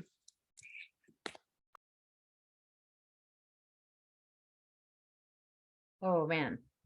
I love this giant list that we've created. This is excellent. This is excellent. And also it's really good to get more of a picture of where people at and the kinds of products that people are interested in looking into. This is excellent. We've got Treetop Garden. Treetop, you want to come off? I can only see Treetop. Hi, Molly. Thank you so much. Yeah, hey. Sorry. This is Latrina at Treetop Grows. Yeah. I am loving cottage food today. Thank you so very much for the presentation. Sure thing. My question is, in terms of cottage food, if we are processing in-home and delivering straight from our hands, hold on guys, straight from our hands to our customer. What if we had like a tiki bar or somewhere where they could sit and consume? Is that okay? Ooh. I'm thinking. So you're creating the product and then you're having like an experience where people are maybe buying tickets or they're buying the product and then consuming them on your property? That's correct. Gotcha. Okay. So now so in terms of cottage food law, you should be okay with your product. And then in terms of having something like a farm dinner or some kind of event on your space, that's more of a, for me, like my brain goes to like farm food safety and just making sure that you have a good like protocol for setup and breakdown of events. And this may be what it's on my list of things for, and it was for this presentation too, because there was a huge list of things that we could have talked about, but farm events, education, and farm dinners. I almost made a slide on it, but you're going into the realm of like, I'm creating like a food, this is like a farm dinner type thing. In which case I think anytime that you're having where you're also selling food and you have people on your property, for me, if it's like a big event, then it's more a question of like, if you have insurance that covers, having multiple people like, or like a whole event on your space so that you're covered in terms of people. And then it's more of like an insurance thing. If you're selling tickets to a dinner, then it's like, do I have someone here that is like ServSafe certified to handle like food for human consumption here. And then in terms of like cottage food law, the product that you are giving to people and selling to people, that would be covered. But it actually, the other parts of that are kind of outside the scope of this class. But I can say, I know a lot of people who have pop-up dinners in their backyard and just do that kind of, you know, on their own because it's small, and we do that with friends.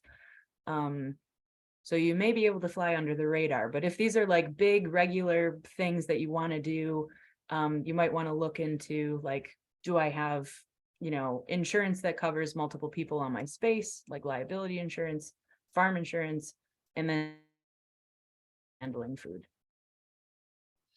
Thank you But so that's- much, Molly. No As problem. the general liability insurance is great. Making sure that I'm covered under Safe Serve is another, taking that class just to incorporate that and have that certification.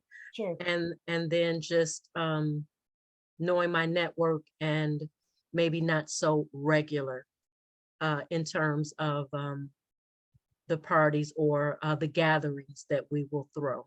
Thank you. No problem.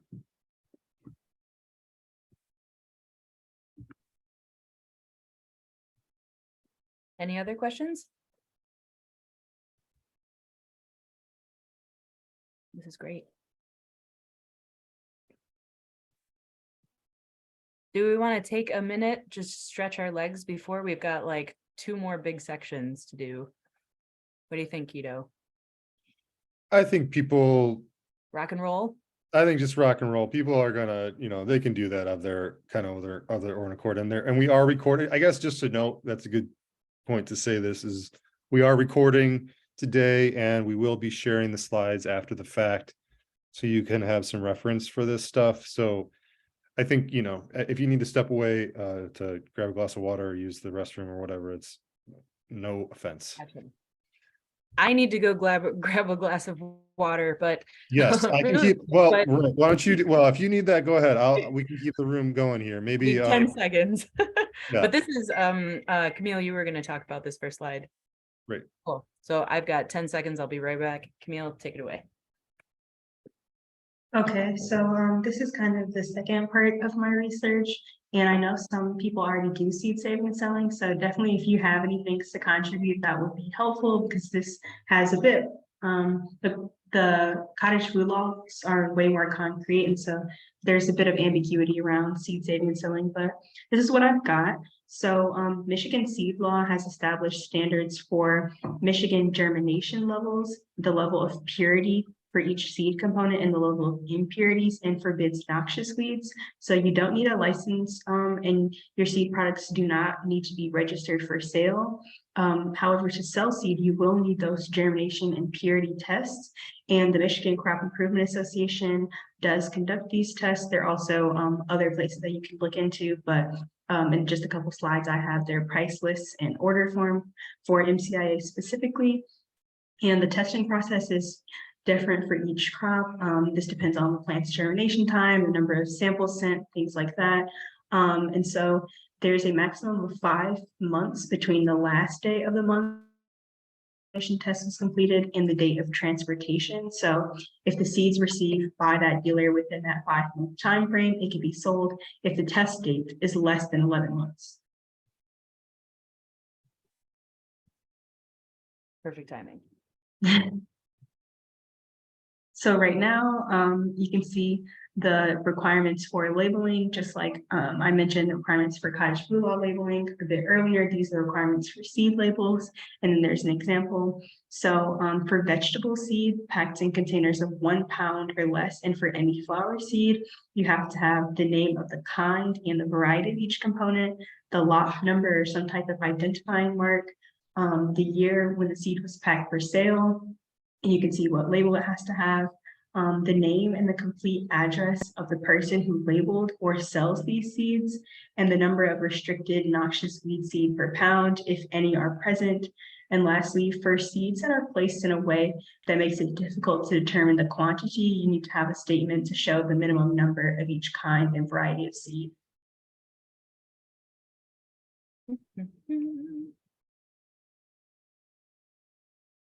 So as I mentioned before, I just have the price list for the Michigan Crop Improvement Association. So I talked about that germination and purity tests that are required. So you can see up top, they have germination for small grains, beans and corn and sand, and so on and so forth. And this price list will still be in the slides for you to take a look at afterwards if you would like, but it's kind of just to get an idea, which Molly will talk about further, about the scale of your farm and whether or not this would be a good investment for yourself. And then lastly, I have the order form for the Michigan Crop Improvement Association. So you can see on the right picture, it has the minimum weights needed for official purity noxious weed exam and germination. Those might be a bit small, but you can see that for grass, alfalfa, red clover, or seeds of that size, you would need 5 ounces. However, for things like corn, soybean, grains, you'd need 2 pounds. And there are additional testing that you can undergo. So different things like dry bean blight and anthracnose test. And for that, you need 5 pounds. So that's quite a large amount depending on what seed it is. So just giving you an idea of what size that you need to be at for your farm. And like I mentioned, Molly will expand on that a bit more. Oh boy. So I know and hope that a lot of you take some time and actually looking at the list. I know that there's a fair number of you that go out into your garden at the end of the year or actually like middle end, like when things are really like happen and look amazing, and may scoop up some seeds, put them in an envelope and use them next year. What we're talking about here is like, I am going to intentionally plant out a decent sized chunk of my farm and dedicate it to saving seeds with the intent to sell commercially. So this is like all the information you would need. And this is, Camille has done an incredible job researching this. If you want to become just like we see nature nurture down at Eastern Market, like a smaller scale, but still someone who is growing out plants with the intention of saving and selling packages of seeds, branded packages of seeds. These are the steps you need to go through. And we went down this road this fall because we were seriously considering doing this kind of work at KGD Farm, which of course we've got over an acre. We have a fair amount of space. We're like what I'd consider like a larger small scale farm. We have the equipment, we have the know-how, and we did a bit of a feasibility study on whether or not we could produce enough seed to start selling them as maybe like a GID product or something that we sell through the Garden Resource Program. And what we came up with was actually kind of a little disheartening, but still really valuable information that we wanted to share with you guys.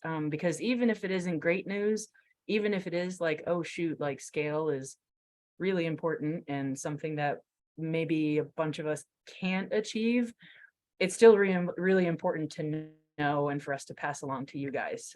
So what we found was that it actually made more sense for us to not grow the plants for seed, but to grow them for produce and for sale for human consumption when we ran the numbers. So again, if you're going to be selling seed in Michigan, there's no licensing requirement, but you are required to send off a fair amount of seed to a lab to get it tested. The testing is like kind of akin to like soil testing, it's like $30+ per test per year, and you're required to do again germination testing and viability testing. So you've got a couple tests that you need to have done and put on the label before you can sell those seeds packaged up to a customer. So there's a little bit of a cost there. Timeline associated with that, just like with like a soil sample, there's usually a delay between you getting it to them and then having the results turn around so that you can put those results on your packaging. So that's a consideration. Also, the big thing is labs require, again, that like amount of seed, that minimum amount of seed in order to send you back results that are accurate. So it's a fair amount of seed that you would be shipping away before you even get to the point where you can sell some of it. And what we did this fall at KGD Farm was we grew out dried beans. So we committed a couple beds on the farm to growing out dried beans. We left them alone. We let the plants go wild. And then at the end of the season, we dried the pods. We ended up with 2.5 pounds of seeds for all of our effort.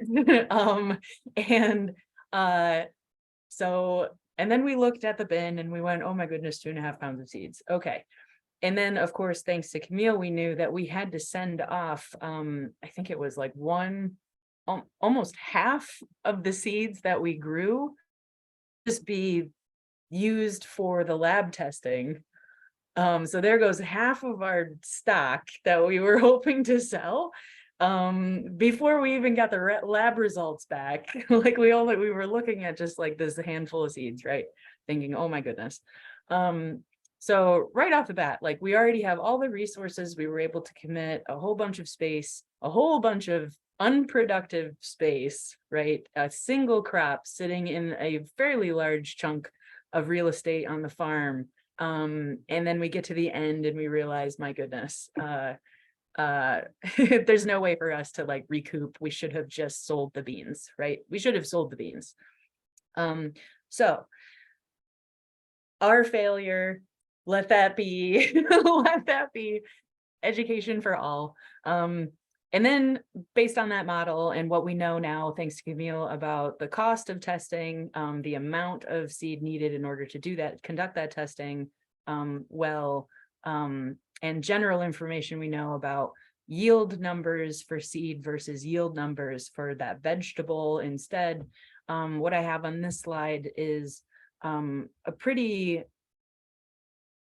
I'm very proud of these numbers, but a side-by-side comparison of, say, if you grew a 50-foot bed of heirloom tomatoes specifically for seed saving, what that would yield you, roughly around 32 grams of viable seed. After, and actually I need to edit that number because it shouldn't be 5 grams of seeds sent off to a lab. It's actually significantly more than that for tomato seeds. As per the previous slide, I believe it was 5 ounces. Am I right, Camille? I'm checking right now, I believe so. Yep.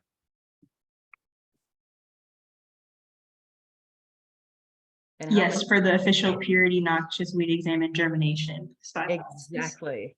And if my 50-foot bed, I need to redo this number. Yep, that's me just like putting the wrong number down. But so if a 50-foot bed of heirloom tomatoes is going to yield roughly 37 grams of viable high quality seed, that does not even get me to the minimum requirement that's needed to ship off and do the lab testing. Correct me if I'm wrong. How many grams in an ounce? Right? I don't know my math, but it's 150 grams for 5 ounce. So 30 then. So even right there. So, and this is just illustrating a point, which is there's a reason why not every farm also sells packages of seed. And the reality is that, like, if I'm going to sum all of this up, the reality is that unless you have a significant amount of space to dedicate to seed growing, the scale of it and, you know, the economics of it doesn't make as much sense as we have seen. So it doesn't make as much sense as, for example, what you have lost in terms of selling those tomatoes at, you know, like a farm stand. You're going to make significantly more money off of that space, unless you have acreage to dedicate to growing plants for seed. If you were to just sell the product from the get-go. And we ran the numbers with, or I ran the numbers with a couple different scenarios, a couple different kinds of seed. And I came up with the same, that it makes a lot of sense for small scale growers to save their own seed for their own use. But like always, and I will encourage everybody to do that, for the purpose of swapping, for the purpose of, you know, growing out plants that are better suited for your specific area year after year. Like you're selecting for the best ones, the ones that are going to thrive in your farm. So year after year, you should have hardier, more viable plants. If you're saving your own seed, there are many reasons why seed saving is important, but not necessarily committing a whole bunch of space to growing out plants to commercially sell seed. Let's see. Let me grab this. Oops. Okay, and this just kind of sums it up. Basically what I just said. Yeah, it's very, very much scale dependent. If you had acreage, it might make sense. If you're a small scale grower, maybe this doesn't make as much sense in terms of another farm product for you. Still want everybody to save seed for sure. In fact, there may be some wiggle room around, like if your customers are buying a CSA box from you, maybe you throw saved seed in a CSA box, and that might be kind of a loophole for distributing things like that. But in reality, what the customer is buying is not the seed, it's the CSA membership. So there's kind of like an interesting way of maybe doing that. Also, you know, in addition to just using those seeds on your farm and planting them, think about maybe using saved seeds for a completely different alternative farm product, like transplant production, in which case, and I'm going to do that next, there's a significant opportunity to make some money with that that product. So, and also of course save seeds and then swap them with all of your fellow farmers. Encourage that always. Any questions about growing seeds for commercial sale as an alternative farm product?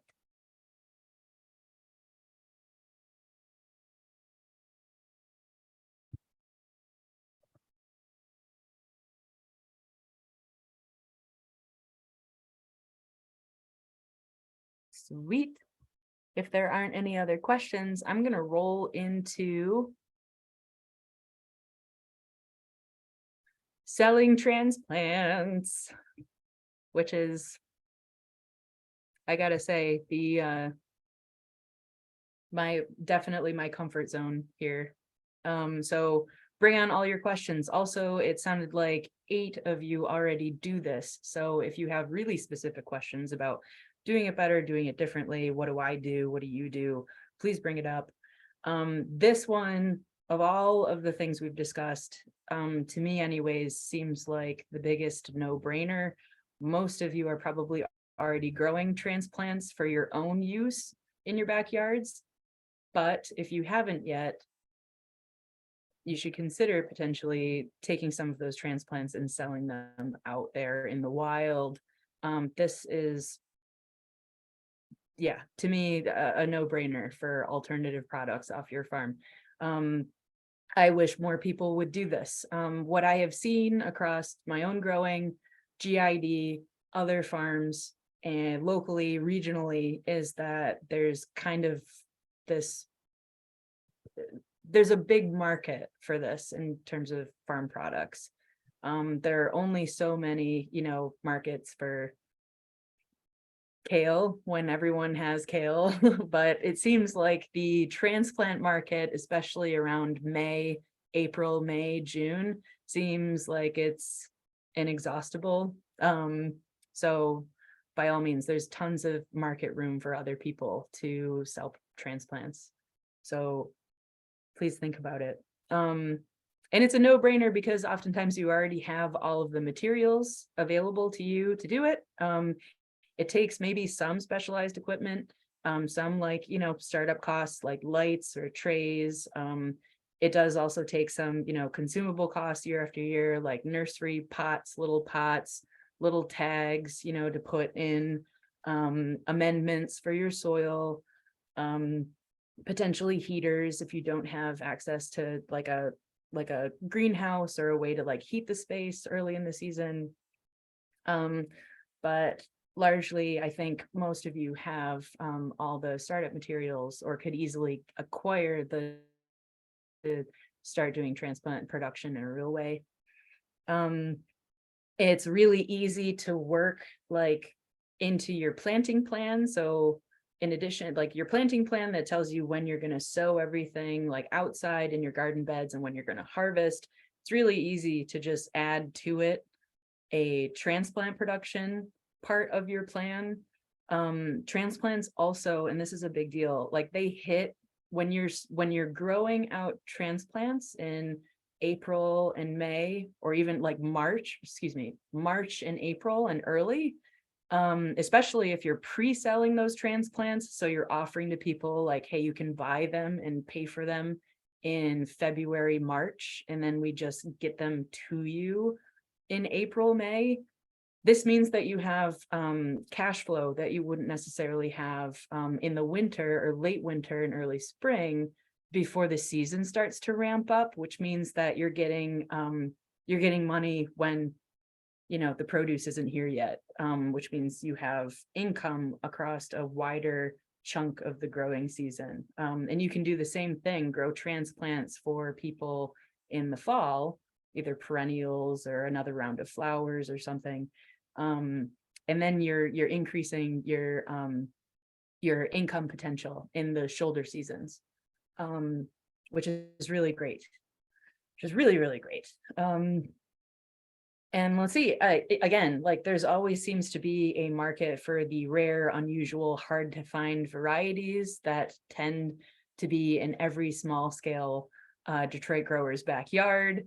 If there's a theme, it's that most of us don't, you know, it's like, why grow like the boring red tomato? We're going to grow the things that are most interesting to us. And of course, customers feel the same way. Even at Eastern Market, there tends to be not as much diversity amongst varieties. You see the same kind of like better boy and early girl tomatoes coming from all the like the big nursery vendors down there. And if you have something that's a little more interesting or unique or specific to you or something you've grown locally, customers will seek you out for that. Gotcha. So the question of, because we're talking about licensing and regulations and all the hoops you might have to jump through. So do I or do I not need a nursery license in order to sell baby plants in Michigan? And the answer is it depends on what you are going to be growing and selling. And it seems like the real dividing line is whether or not those plants are winter hardy in zone 6. That's like the cut. So if you are growing, for example, the vast majority of annual vegetables, tomato transplants, peppers, cucumbers, those all winter kill. Those don't come back the following year. Their seedlings may, like the tomato might fall on the ground and their seedlings may come back, but that plant is not what's considered winter hardy in zone 6. Therefore, you do not need a Michigan nursery license in order to sell those. So you do not need it if you're growing annuals that winter kill in zone 6. However, you do if you are selling anything either with them or you sell, even if you sell both things that definitely won't survive the winter alongside things that do, you still need a nursery license. And that could include some things that would surprise you. For example, like in zone 6, there's some murkiness around whether or not, like sometimes parsley will come back year after year.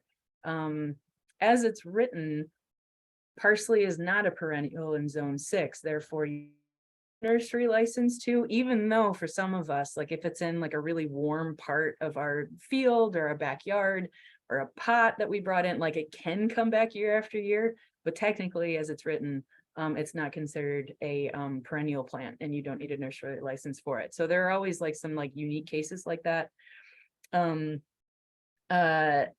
Perennial plants used for cut flowers, you would need a Michigan license for that, but the plant material, the bouquet that you make and sell, that's cut off of those plants, you don't need a nursery license for. It's not growing, it's in a completely different category. Annuals that self-seed, like those tomato plants or calendula, you don't need a nice nursery license for. You do need one if you are doing anything in the realm of bushes, shrubs, berry bushes, asparagus, rhubarb. These are all considered perennials here. And yes, you definitely need a nursery license in order to sell them. KGD Farm is a licensed nursery not because of the GRP transplants, but because we also grow native perennials. So we have to maintain a nursery license, and I can speak to that on the next slide. So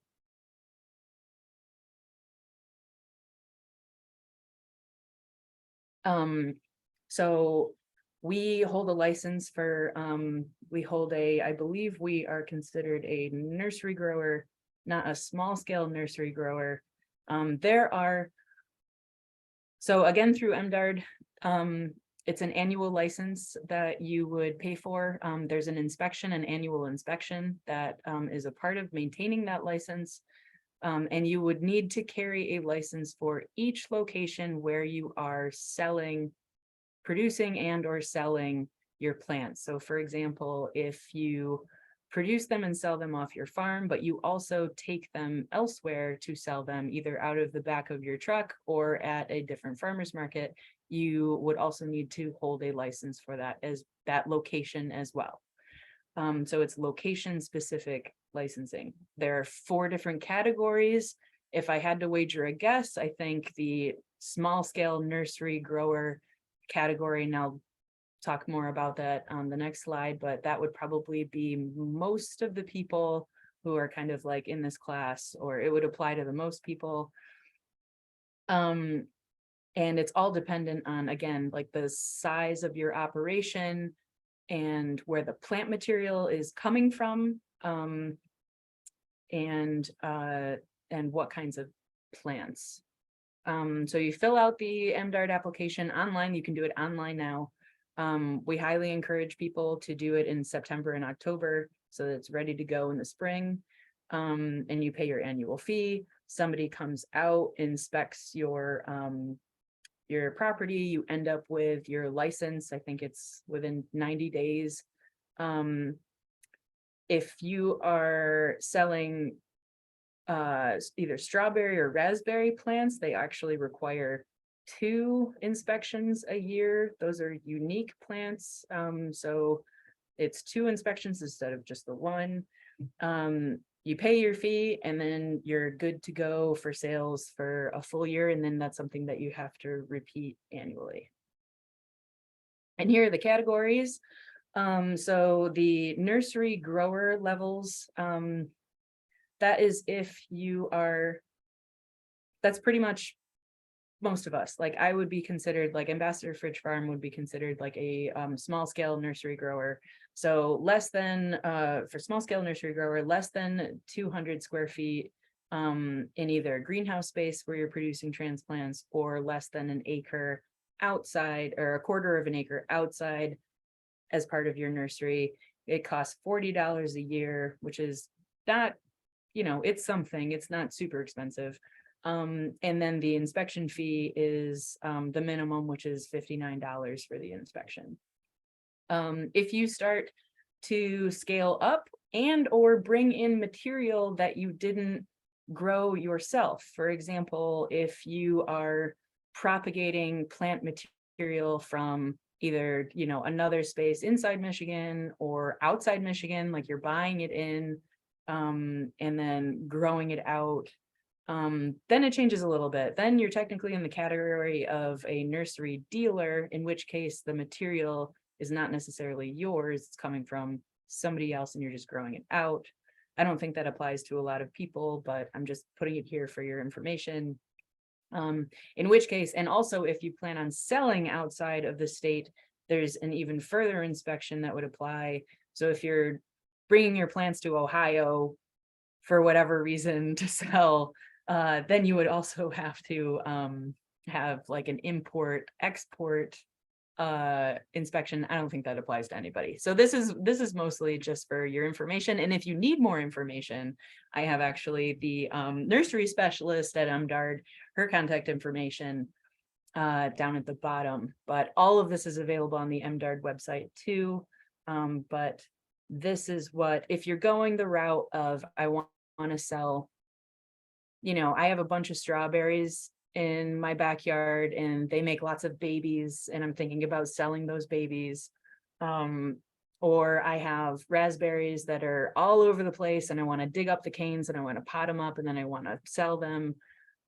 This definitely applies to you. Or native perennials, which are super sexy to customers right now.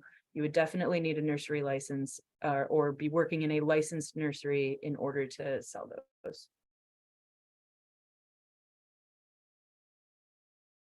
Cool. In these next two slides, I'm basically just sharing my own personal experiences, budget, and this is a copy paste off of my computer. This is how Ambassador Fridge, my farm, handles transplant sales. So here's the secret sauce. So I do personally transplant sales and have for the past 6 years as part of my farm offerings. So I also do, I'm part of a CSA program and I also sell wholesale to restaurants. So this was a way, I made this decision because this was a way to, you know, diversify and also get money at the beginning of the season when things are a little bit lean, but I'm also spending the most money on farm equipment. So it was a way for me to get money in March when I'm basically just making huge purchases for the rest of the season. So I used to do, this is 2001. I do more than this. This is a lot of numbers. And you'll have a copy of it so you can, you know, look it through. But I focus on only annual veggie transplants to get me under that licensing requirement, right? So like if it's annual veggies, you don't need a license, gives you a lot of flexibility. I sell my extras. So I am already producing transplants for me to use and grow out in my high tunnel. So I just started growing out more and potting them up because I was already doing that for myself. And then I would just sell whatever the extras are. So I'm already putting in the labor of doing this. I purchased nursery pots and a little bit more potting media than I normally would.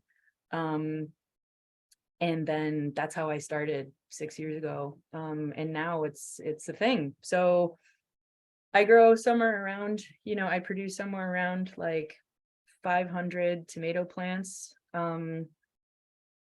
every spring. My only outlets for them are Eastern Market Saturdays, in which case it's a day stall rental of, I think this year it's going to be $80 a Saturday in order to set up a stall, rent a stall. I only do the month of May. So the 5 Saturdays in May are when I reserve a stall in Eastern Market. That is for this area, kind of peak transplant sales, right before and after Mother's Day. That's when most customers are familiar with like, oh, this is transplant season, I've got to rock and roll. I keep my costs low by saving seeds and also just kind of piggybacking my costs onto my other farm costs. So I buy in bulk, which saves money. Like potting media or compost. And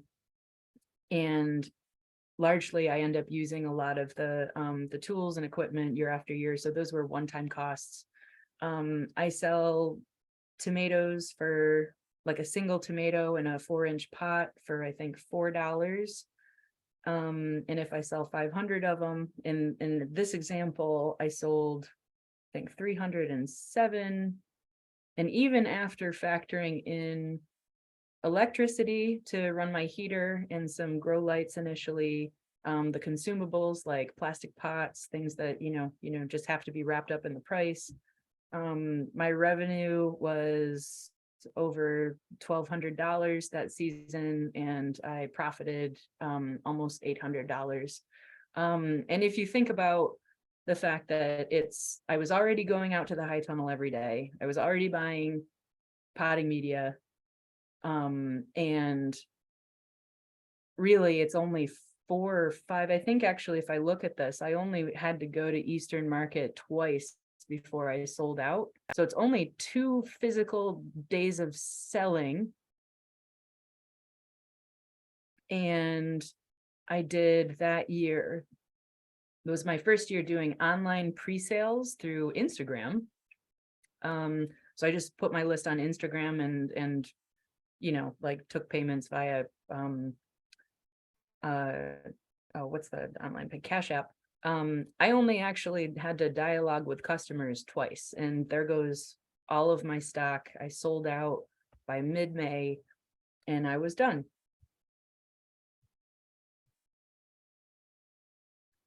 So that's, yeah.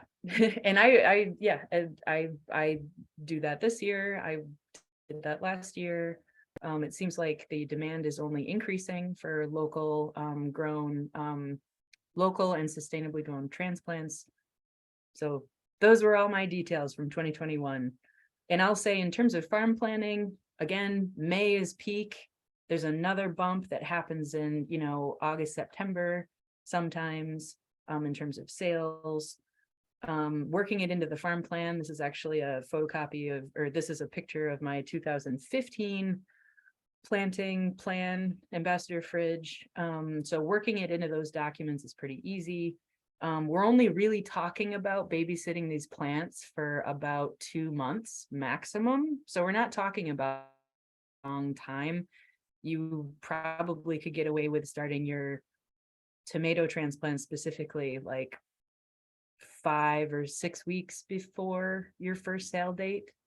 8 weeks if it's peppers, maybe 9 weeks if it's eggplant, maybe 10 weeks if you're doing perennial herbs like oregano or lavender, to give them enough time to get big enough to be like attractive to a customer. But we're not talking about too much time here in terms of starting them earlier. I will say, like, best practice is to make sure that you harden them off really well before sale, and definitely reserve your biggest and best for the sale table. Like, keep your weirdos for your own backyard and your own growing, because we know how to, if there's one that kind of like flopped over and looks wild, like, I'm not going to go sell that. I'm going to sell my absolute best ones and then keep the weirdos for myself, because I know how to tend to those weirdnesses better than the average customer. And make sure that you include, like, on your table or on your plant tags, information about how to information about the variety, how to tend to them. Do they need trellising? Do they need specific light requirements? And then on top of that, make sure you do your market research. What transplants are being sold where, like customers. I'd be happy to talk to anyone who wants information on how customers in May, what they're looking for at Eastern Market. I've got 6 years of notes in my head, so I'd be happy to talk to folks. So those are all my tips and tricks that I've learned about selling transplants. And additionally, if you are a member of Grown in Detroit, you can sell vegetable and herb transplants either at Eastern Market Or also we have other opportunities coming down the pike for growers this year. So there may be other opportunities too for sales. But you can definitely sell them alongside your other vegetables at the Eastern Market table this May. And another cool thing about selling them through Grown in Detroit, we accept federal assistance dollars. You can use SNAP EBT monies to purchase food transplants. I don't know if that's common knowledge, but it's pretty common knowledge down at Eastern Market. So again, like increasing access to locally grown transplants. It's definitely something that we think about a lot at GID. But that's just kind of a cool note. And if you'd like to have more information on how to sell transplants through Grown in Detroit or on GID membership, we have a work group meeting coming up this February 22nd. Information will be on the KGD website for that. But we'd love to have more people in the collective for sure. Any questions and comments about transplants, transplant sales, or growing them out for sale?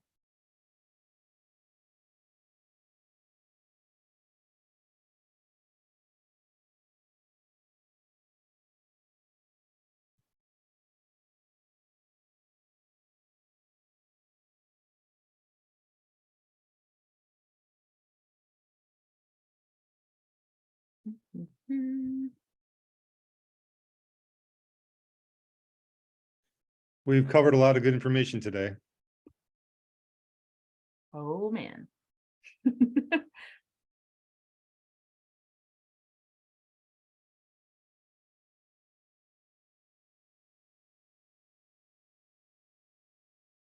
Very cool. Well, if there aren't any, of course, we have all sorts of links and information that you guys can explore. So this last slide is all the links to resources that we used or opportunities for you guys to check out related to these topics.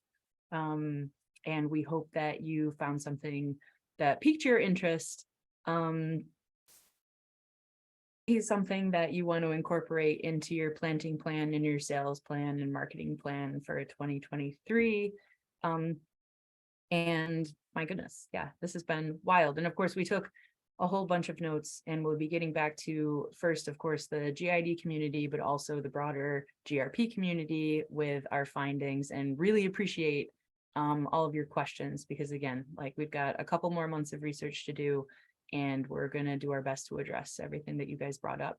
So really appreciate it. Really appreciate it. Keto, do you want to talk about the rest of the winter business classes?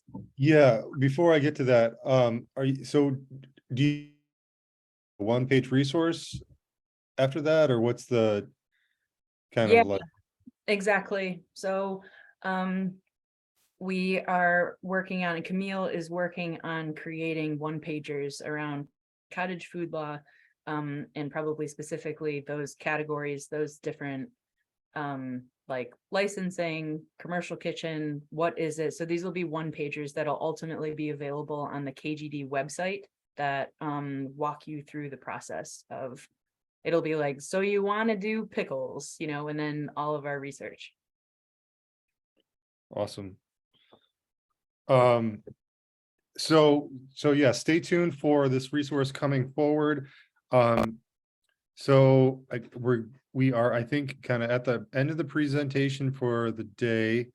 So definitely want to open up for any questions related to what we were speaking about. I'm going to make I have just a quick announcement, and then going to open it up for if anybody else wants to share any announcements. I know that Candy mentioned that she wanted to maybe talk about an effort that they are working on. I'm just going to do a quick plug for the other Winter Farm Business Series classes that we have on the horizon.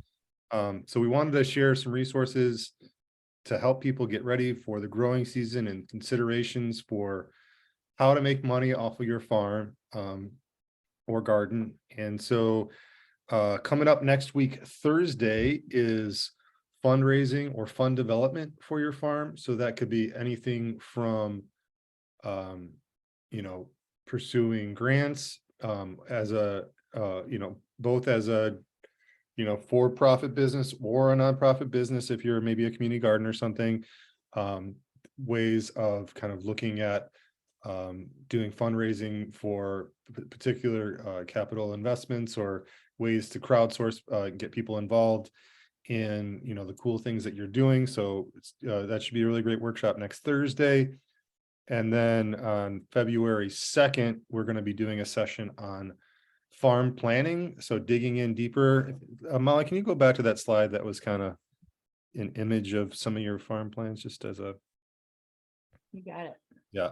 So like trying to develop something akin to this, or there's many different ways to do it, but like thinking about what's going to go where, how much you want to grow of what, how much yield do you want to anticipate? Are you, you know, how do you know what to, how to get to having consistent product at market?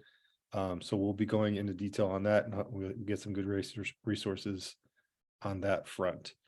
So with that said, thank you so much, Camille and Molly, for putting this together today. This was a lot of really great information. Again, we are recording today, so we'll be putting this up on our YouTube channel if you need to come back and refer to materials.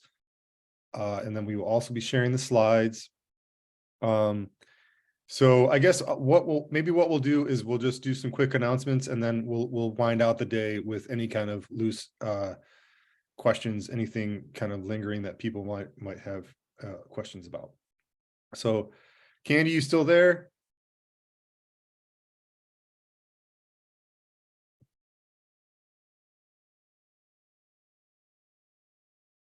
Okay, so I'll do my best. So I know that CW. A second. Hey, sorry, Keto. That's all right. So, hi, everybody that's still here. Hey, Candy, maybe have Mark mute his computer. Mute the computer.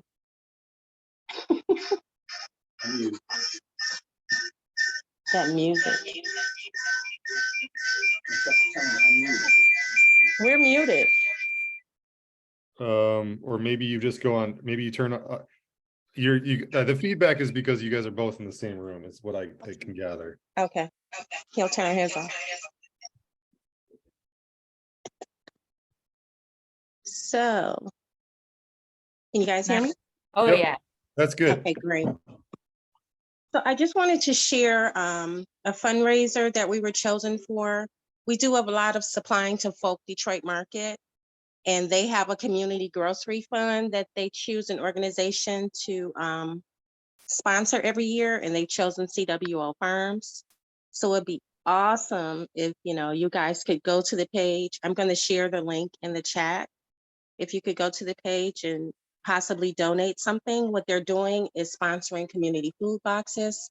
So according to how much money they raise, that will tell us how many boxes. We're trying to get at least 20 to 50 boxes. So that's the goal.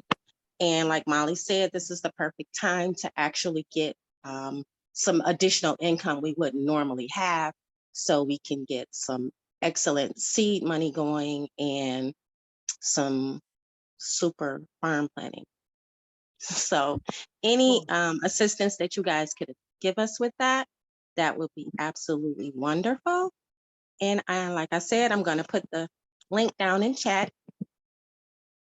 And please feel need to, if you can, share it out. If you can donate, that'd be awesome. But either way, we appreciate you. Thank you so much. Thank you. All right. And with that, we'll just open it up for any other kind of closing thoughts or questions folks might have, anything that's still kind of at the front of mind before we wrap things up for the day. Okay. Thanks for hanging tight with us, y'all. It was great to, hear your voices and see not everybody's face, but, to be in to be in the virtual room with everybody. Looking forward to, seeing you more as the growing season comes upon us. Check out the classes we have coming up in the next couple weeks. And I guess if there's any other GRP announcements, Garden Resource Program applications are now live for the 2023 season. So stay tuned. You can go and fill yours out and be ready for transplant distributions coming up this spring. And I think that's more or less it. So thanks again, Camille and Molly, and good work. Really appreciate this came out real nicely. And we'll get this up on our YouTube channel soon enough. See you guys at the next one. Goodbye, everybody.